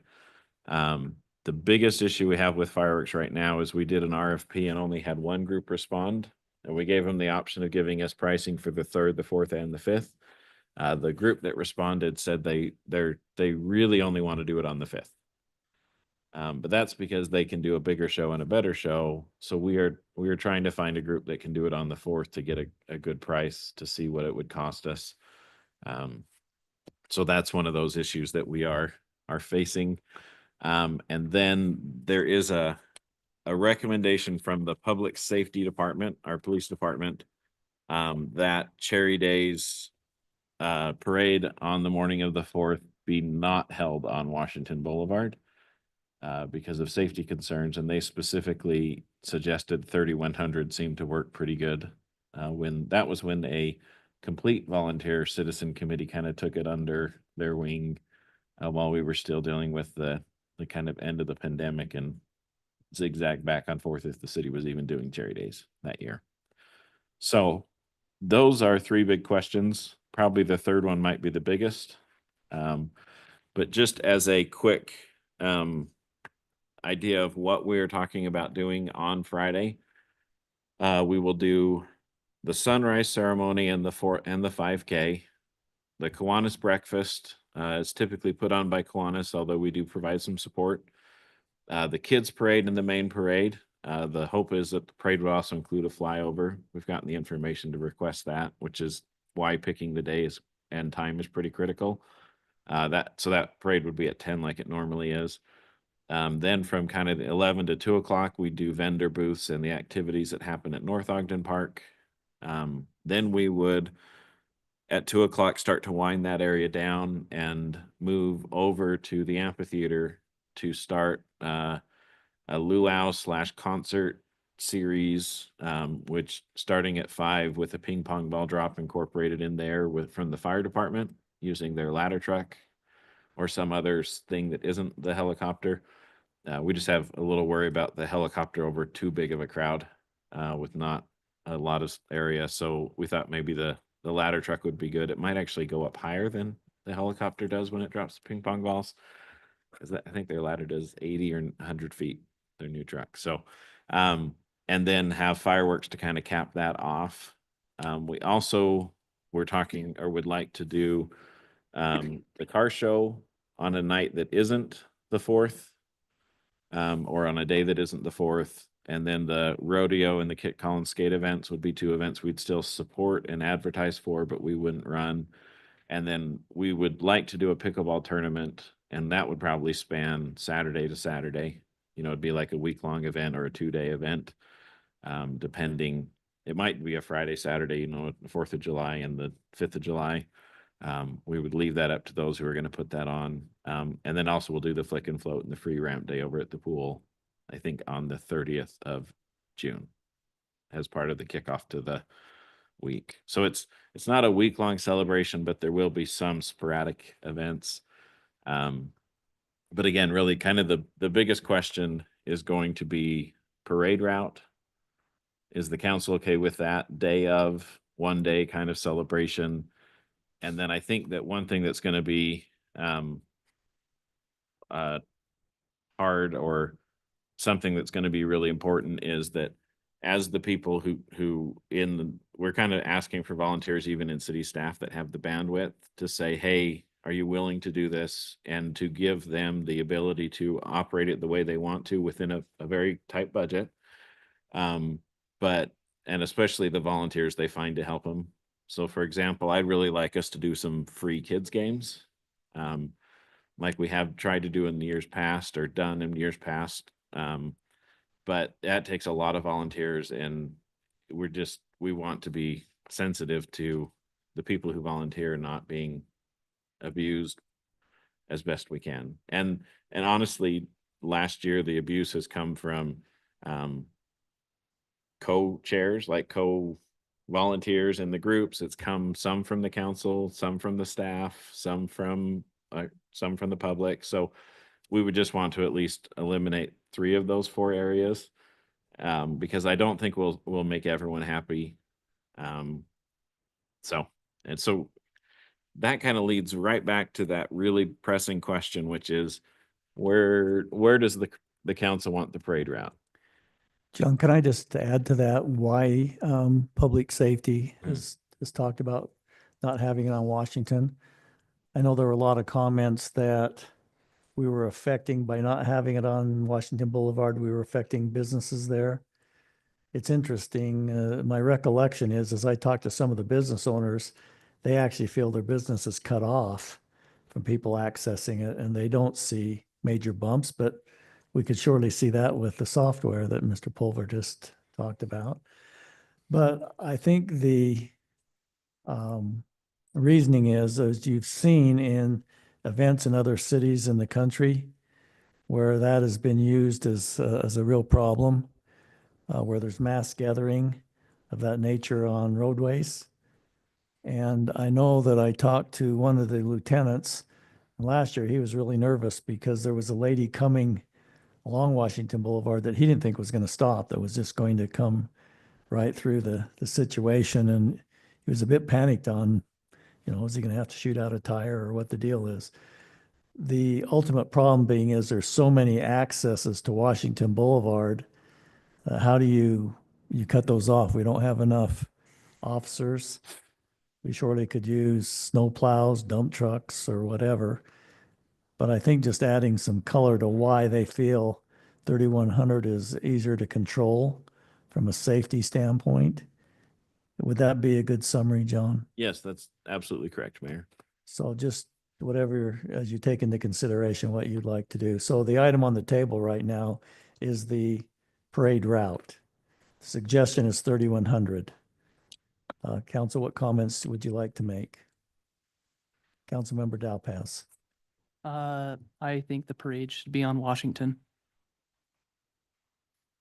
That's it. Okay, do you have suggestions on how to how to deal with the concerns of public safety?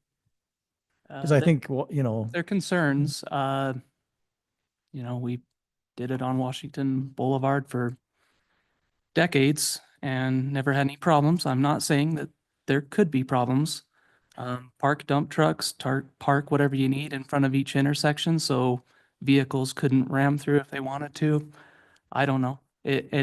I think it's problematic for people to feel like they can find a place along these neighborhood streets. They feel like they're imposing upon, even though it's technically not those individuals' property in that little area.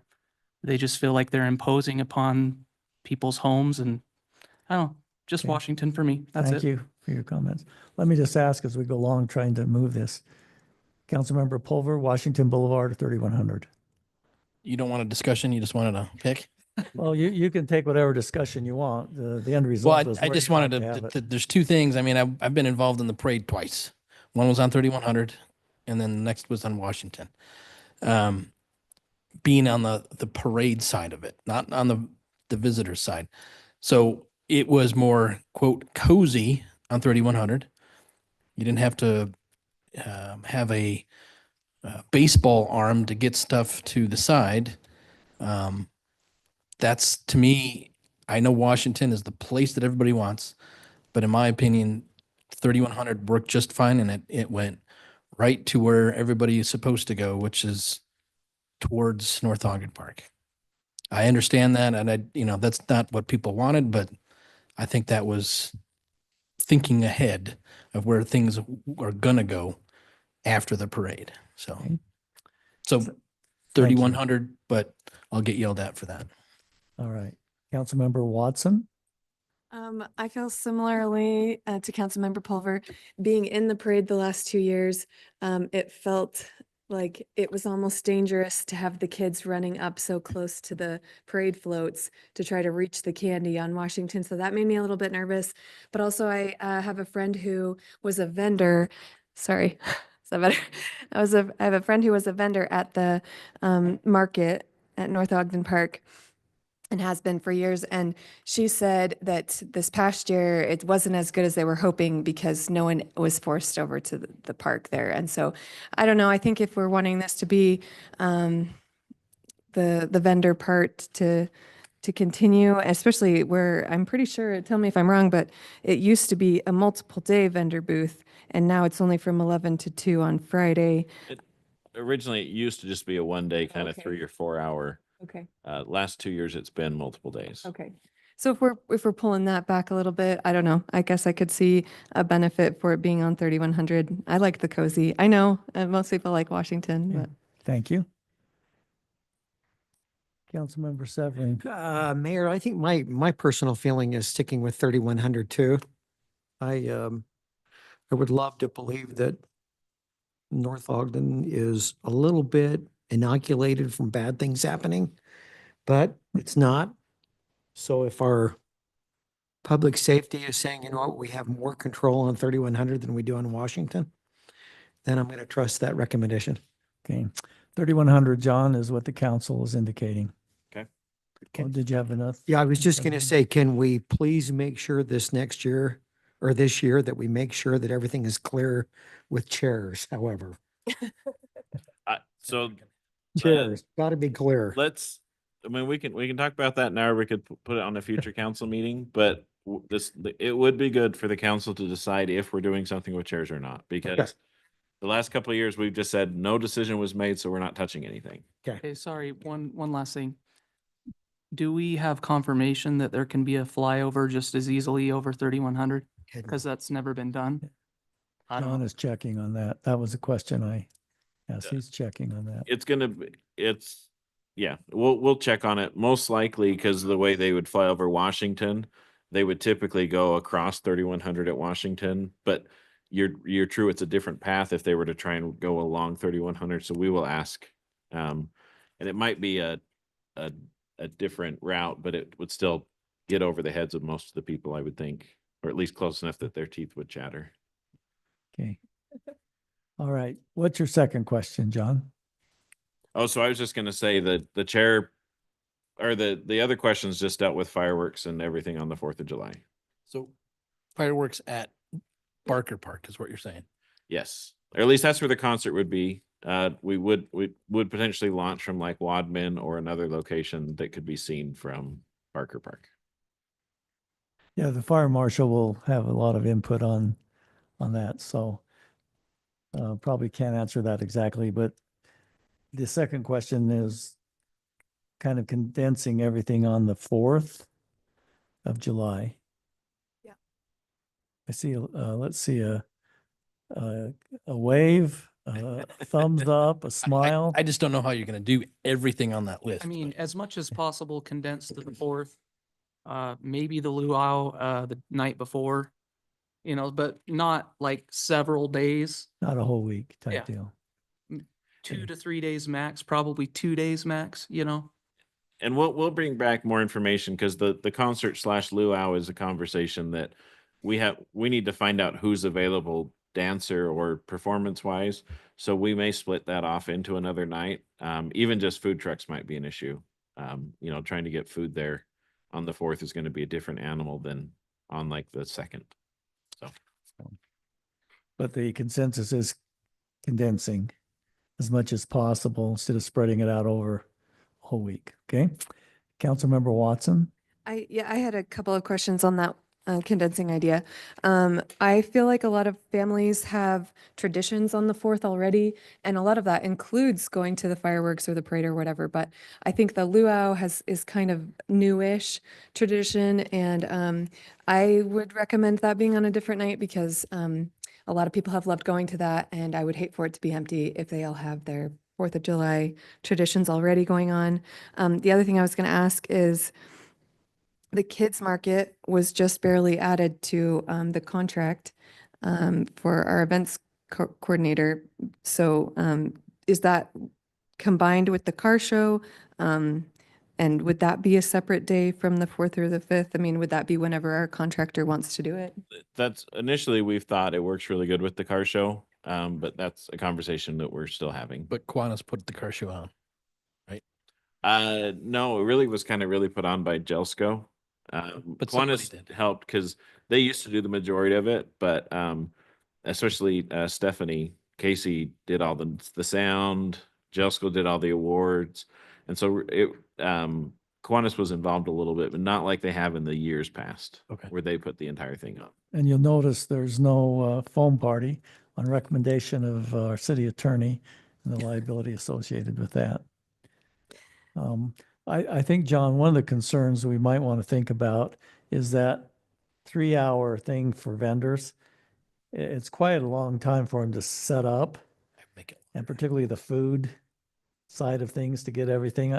I'd hate for us not to have any vendors show up. So we might give some thought to that, how that can be meaningful for a vendor there. It's a fairly short time, but That's a great idea. We'll look at what we've done in the past. Usually we don't limit on when they open, but people typically wind down, I think, around 2 to 3, but we could extend it to 3 very easily. you know, if they were there, for instance, set up with the Kiwanis breakfast, there's a lot of people there that could go right from the Kiwanis breakfast Mhm. right through there. So maybe earlier in the morning if there's no conflict. And also having it so that it ends at the same time, or it starts as the parade is finishing too, is huge, because then people can go right into the market as the parade is ending. In the past, have we had the children's market at the same time as the vendor's booth? No, Okay. there's not enough space for both, They did more it- than They likely. did it the day before. Yeah. Okay. John, does that answer your questions? Yes, that answers all my questions. And we probably don't need an official roll call vote, although if the council wants to take one, they can for those 3 items. I want it to be on record. No, I'll just send them the clip of the audio. That's all I need to do. Yeah. So, okay, thank you, council, for your input there. We'll get that moving along. Del Paso. John, make every effort with Councilmember Barker to get those fireworks on the 4th. Yep. I think that's a tradition that the people like, so. Okay, thanks, John, for that. Council, we're on item number 12 now. This would be in regards to some reports. Councilmember Dalpaz, do you have anything of significance on the police department? Short and sweet, we have an open position for a peace officer still. So if anyone knows of somebody in the policing field that is interested, let them know. We have a great department to be a part of. Thank you. And along those lines, I'd like to thank Officer Mata for being with us tonight. He is filling in, helping us out. He's a full-time student now, but with some departures from our city, he's been kind enough to step in, and we appreciate him being here tonight. So thanks, Officer Mata. It was an LEO position just straight across, right? It wasn't, I think it's I open for believe so. both, isn't it? well, not, I believe. Preference to lateral, but I think they're looking, as I read the announcement, they're also looking for those that might be in the academy that are willing to come out. Okay. Is that right, John? Is that what I read? Yeah, they're Preference to lateral, but preference to lateral, but any good candidate we will look at. thank you for that report. Councilmember Dalpaz. Councilmember Severing, do you have anything you'd like to report? Just very brief. Nate Davis said not much from the building department. Not much from the building Not department. much. And Scott Hess indicated that planning was pretty similar. However, we do have some applications in the queue. I suppose that's building. Is that what you meant by that was building? Okay. Mr. Hess, just a reminder, as we end this quarter, I think we've committed to have a report on what's going on with economic development in our city, particularly down here on the 2700 corridor. So if you'd be prepared to report on that as the quarter ends, that would be good. And Councilmember Barker is in training, as I indicated. So we'll forego his report unless John has it. The most exciting thing happening with parks is the new playgrounds.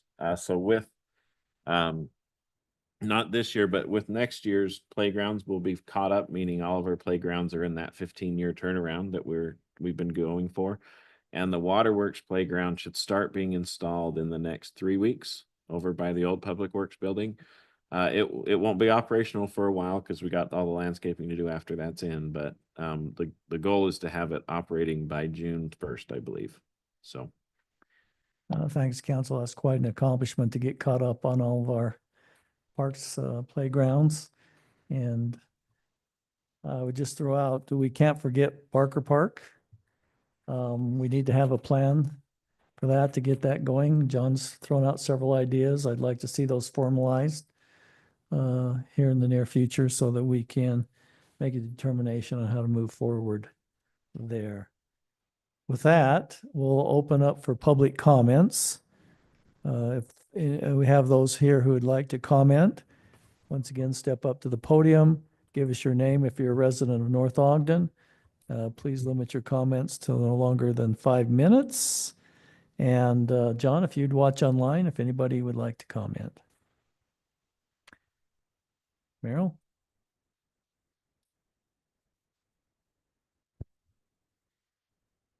Good evening, Merrill Sunderland, resident of North Ogden.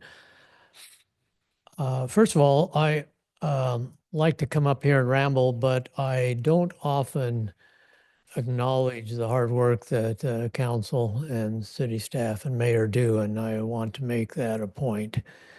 It is impressive to see the kind of effort you take to try to take into account the different sides of issues.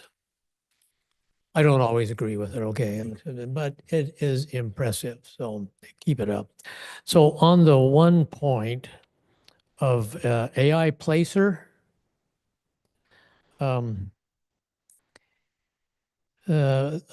several comments, a few I'm just going to bring out. Retail companies definitely use and have for a long time used that kind of, it's now called AI, but they've been using databases to work their retail needs and interests and directions. And so that's quite a value, has been there for a long time. You are a municipality. Don't need to make a lot, but there's a difference. So the minor question, or the question I heard being put out is, who in other municipalities are using this particular software or even maybe similar type? And I'm just going to make the point, the man who did that presentation is a great salesman. He's an absolutely, I did not even want to listen to him. By the end, I was ready to vote for it.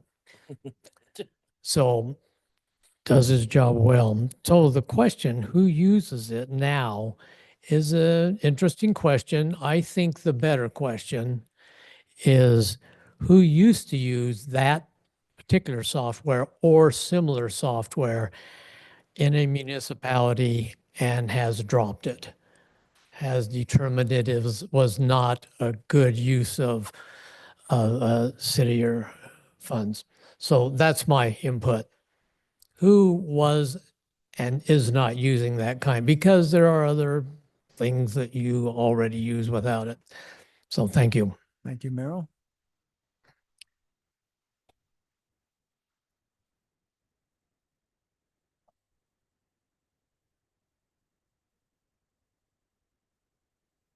Philip Swanson, resident. First of all, you guys are brave. You don't get counted because you voted for Washington. The other three of you, I hope you have flak jackets or something because you know what's coming. but I think you made the right decision. On the Placer AI, can RDA funds be used for a year or two while I don't know how much money is still remaining in RDA?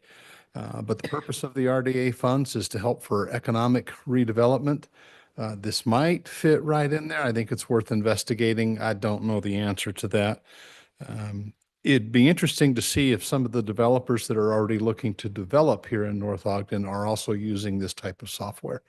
If the folks that are developing over here behind Walgreens, they're pretty smart cookies. They may already have this that they're looking into. The benefit that I see to the city with the Placer AI is that we can proactively go out and search for and recruit more than we ever have in the past, the kinds of businesses that the software is saying will work here, and pair that with what our residents are saying that they would like to see. If we see a sit-down restaurant, right? We hear that all the time. If the AI says, hey, this is a great spot for a Texas Roadhouse or whatever, then maybe we can be a little bit more proactive than we've been in the past. Along those lines, I'd like to see an economic development committee reorganized here in the city with some really strong guardrails and expectations that here's what they can do and are charged to do, here's not what they're charged to do, and that there's some expectations of performance and going out and actually doing some things. I don't think our committees in the past have always done that. And then lastly, on the Placer software, we have FlashVote in the past. And I only use that as an example where we invested in something. We thought it was going to be great, but we really haven't done anything a whole lot with it. I think we should look deeply and make sure that if we invest in this Placer AI, that we are solid, that we're going to put it to work. It's not going to be something that looks really good on the shelf and we have all these ideas of what can be done with it, but then we end up not doing anything with it. Other than that, I really appreciate all that you guys do. It's not easy work. You make hard decisions, and I appreciate all the effort and the time that you put in. Thank you. Thank you. Anyone online, John, that's got their hand raised? We do have Susan Kilborn. All right, let's hear from Susan. Hi, everybody. Susan Kilborn, North Ogden resident. I wasn't going to comment on anything tonight, but you brought up some things that have created some ideas in my head. First thing on the Placer AI, I agree with Mayor. You guys really need to look at the investment versus return. And second of all, I would suggest that if you decide to go that route, that you look at other businesses and alternatives other than one individual, because AI right now is a very competitive market. I know this because my son is very involved in that. So I'm not pushing my son. I'm just saying that you need to look at competitive pricing and focus on what exactly you want to draw out of it if you go that way. So that's my comment on the AI. Second comments are on North Ogden City Cherry Days. And as you guys know, I'm involved in that as a volunteer. I have been for 3 years now, and also very involved and curious as a citizen. And you brought some things up tonight. North Ogden Cherry Days, while we bring people in from outside of our city, outside of our state even, because it's become something magnanimous, almost notorious for North Ogden, it's still a local citizen event-based celebration.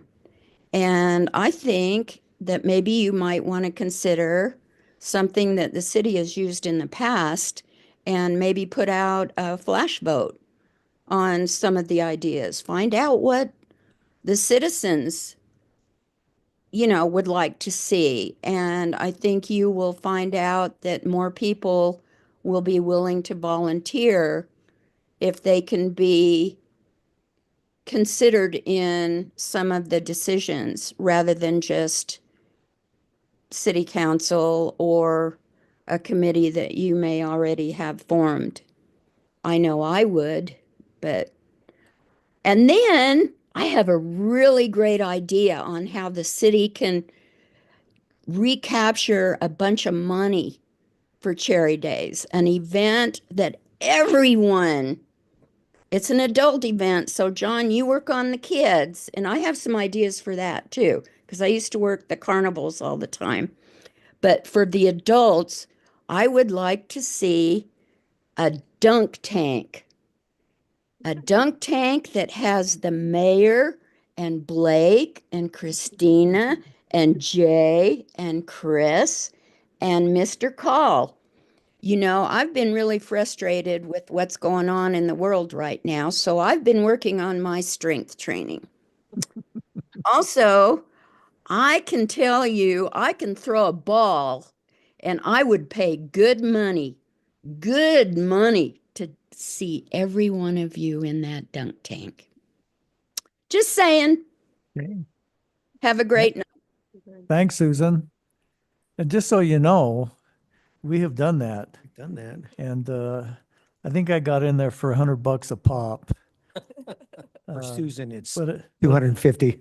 but it takes some money to get me in there. I just want to point that out. I'll raise okay. that. I'll raise that. All right. Got to add an extra zero to it. Don't right. challenge me, Mayor, you know. All right. Thanks, Susan. Okay, have a good night, folks. Thank you. Anything else? Okay, John, at this point in time, then, I would like you to answer our friend's Perfect. question here. I think the main question is the allowing of what appears to be, and I don't know, so we'd have to, a carport that's not in compliance with ordinances. And maybe you could explain to them. I think in regards to the other stuff, we don't have a lot of control over neighbors, how they treat each other, unfortunately. But John, maybe you could explain how that works and what the situation would be. Is that your main question, the carport? Because we can't, I mean, they can call the police, I guess, all they want. And, you know, we try to respond. But anyway, John, go ahead. Yeah, so really quickly on that, council, that is something with the code enforcement we've talked about. You know, we call it weaponizing code enforcement. And that sounds like this is something that I think it was the Faulkners, or at least Spencer Faulkner, they've dealt with. And that's something we will be talking about again on April 1st in our work session, in addition to budget stuff. So, but on the other stuff, there are a few ways to look at that. I know that Ryan is looking at ways to, if it's attached to the building, how does that change the rules, or potentially what rules might need to be changed. There is a rule that we changed, oh my goodness, maybe 9 years ago, 10 years ago, where if there's a single car garage and they're adding extra parking space, then there's some setback reductions, but I don't think we did it for corner lots. And so there may be a chance to amend the rule there too, to make that, to allow for that to happen as well. But those are things that we can talk through. Looks like Scott has some comment too on the. Brian, because he's so much more involved in land use, and he reviews almost all of our building permits for planning. So the issue too is that our accessory building code requires a 6-foot separation between the home and the structure. And that's really anything, this is everything from a tough shed to a major secondary accessory dwelling unit. The minimum required distance is 6 feet. So if they were to pull their carport 6 feet away from their home, then they can't meet their side yard setback limitation. So it's just a factor of like how wide the carport is and how much room they have, what our code requires. And on April 1st, we'll talk about this with code enforcement, because accessory buildings, especially small accessory buildings under a certain square footage, you can drive around and see, you know, many of them that are located right up against a home, but it's a building code, fire code, there are fire risks. You could make it, you know, for non-combustible structures or other things, we could probably pad the city's risk, but in this particular case, that was Ryan's explanation of what's gone on. So we don't really have a building permit per se, but Ryan and Nate with the building department have been looking at options with the property owner on how to remedy the issue. What I'd like is maybe an explanation of what has to take place if somebody wants to challenge an ordinance or change an ordinance. And as you know, we've had in-depth discussions on just changing ordinances to satisfy. It's got to, you know, if it's a safety issue, we've got to stand strong on that. But maybe, John, you could explain what the process is if somebody wants to seek a variance or seek an ordinance change, just so they know. So typically, we have an application for a variant or for an ordinance change. There's two ways that happen. That's either a self-sponsored, where the applicant would pay the money and we would run through the ordinance change language through the planning commission and the council. The other option is the city council sponsors the ordinance change.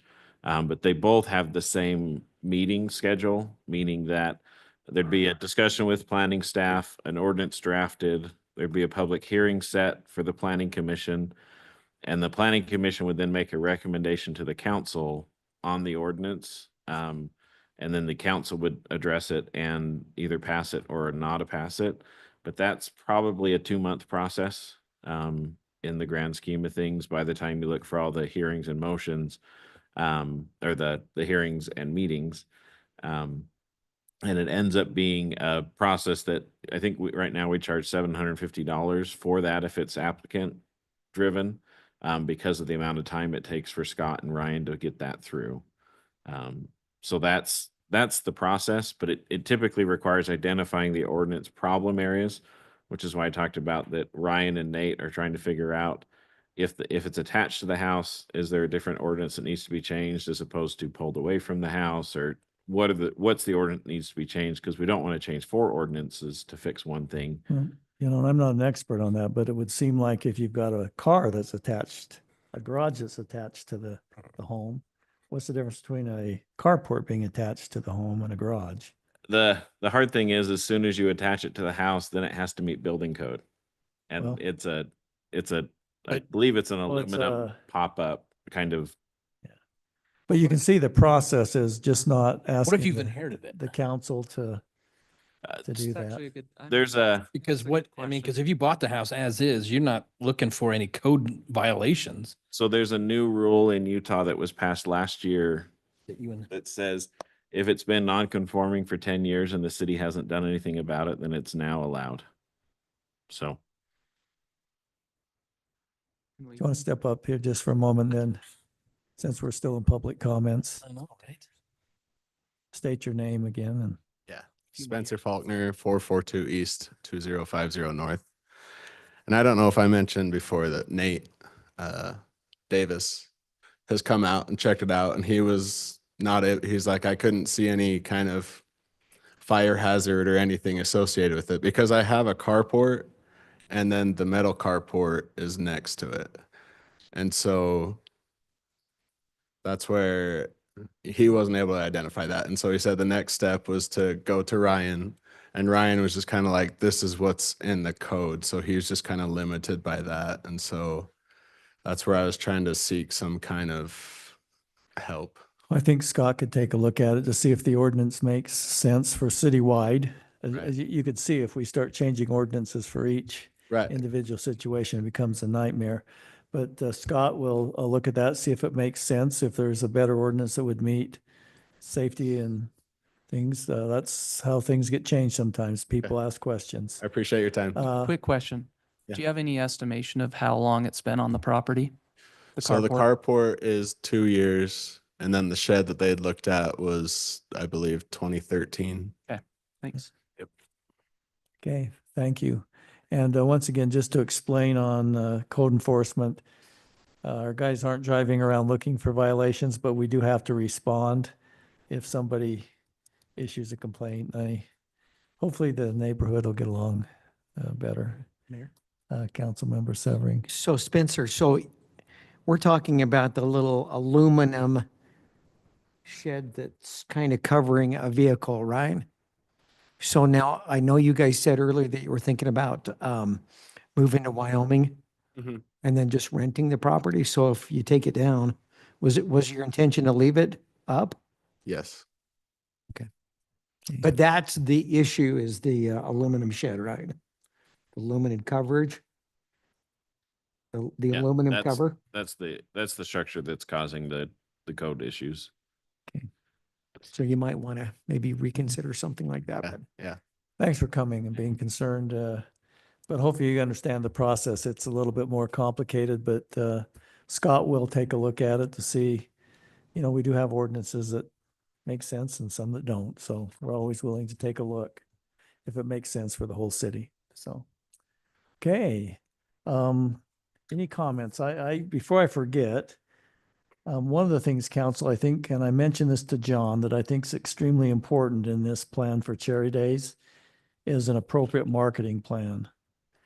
How we market this so the citizens understand what's going on, what the expectations are, the chair issue, those type of things. And so I would challenge staff to come back with a marketing plan.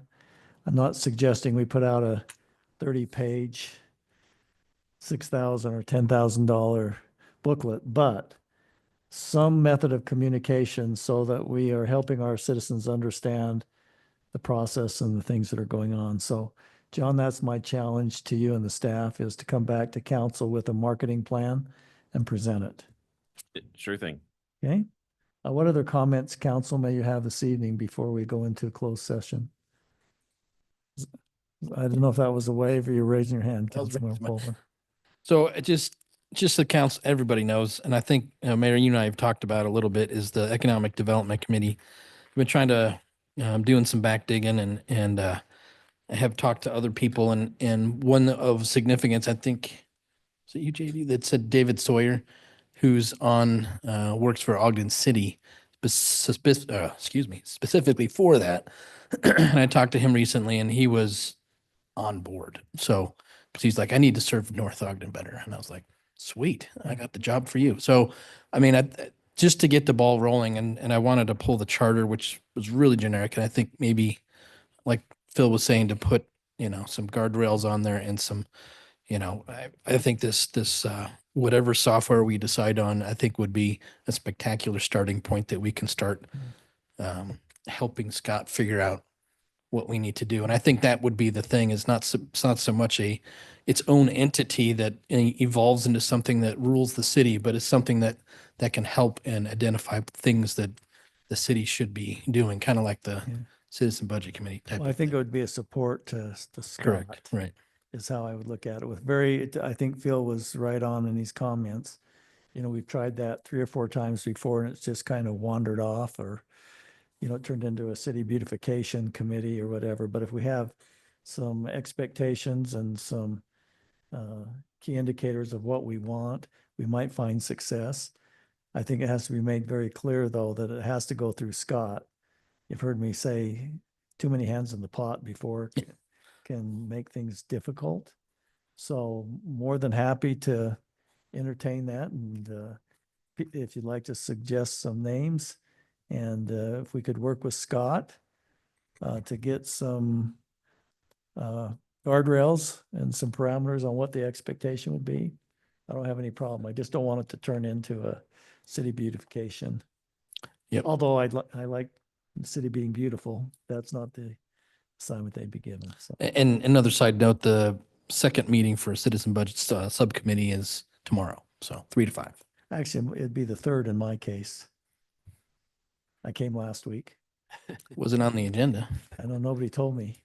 So I If should. you read the minutes that was emailed to you, that Okay. was, I'll read the minutes okay. of that meeting. Okay. Councilmember Watson, you have some comments. I just realized that I think I read in the packet that the staff was curious or asking for participation from city council on Cherry Days. That wasn't brought up? We'll be coming back with some requests. A good example is like the sunrise ceremony. I anticipate a council member will find the speaker and the people to do the flag and some music, and city staff will set up the speakers and the chairs. Right. The electrics, the microphone and speakers, not the, yeah. Right. So, but there'll be things like that. That will come back with requests. So Thank you. keep July 4th available. Yes. I do have just a couple of things real quick. Yes. Councilmember Severing. Gosh. Oh, the first thing, just really simple. Thank you, Ryan, for putting ordinance 2025-03 on point 6. I've often wondered how come we haven't had that over the years. We were always just waiting for somebody to tell us what the ordinance number was.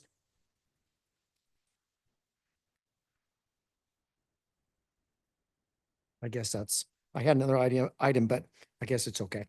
Okay. Any other comments, staff? Officer Mata, you got anything you want to bring up? Casey? Scott? Ryan? John? I was gonna warn you of hey, we will be asking for Apple Cherry Days, so. Yes, I think that would be the normal expectation. I've already volunteered my wife for assignment she's accepted. That's true. There's 12 people that we can ask for, right? I like that idea, Mayor. You didn't come from me. All right, anything else? Well, council, at this point in time, I think we've covered most of the items on our agenda. I would like the public to know that on the 18th of March, if you haven't seen it posted on the city website or the city webpage, we will be having a joint work session with Pleasant View City. The purpose of that work session will to see how our police departments can work closer together and be more efficient and give them the adequate resources at hopefully savings and to both cities. So anyone that would be interested in attending that, to find out more information, that will be held 6 o'clock at Pleasant View City in a joint work session. No decisions have been made. Information will be presented at that meeting for consideration of both councils. And so we'll see what happens then, but just wanted to make that publicly known. With that, council, I would ask that we adjourn into a closed meeting for reasons permitted under Utah Code 52-4-205, 1A, regarding the character, professional competence, or physical or mental health of an individual. I'd be looking for a motion to adjourn this public meeting and enter into the closed meeting. So moved. Okay, we have a motion by Council Member Watson to adjourn the public meeting and enter into a closed meeting for the reasons so stated. Do we have a second? Second. Second by Council Member Pulver. All in favor of the motion, please say aye. Aye. Any opposed? That motion passes unanimously. For those of you who would like to stick around till the closed meeting is over, you're welcome, but I can't guarantee what time that'll be. But you're sure welcome to stay. We will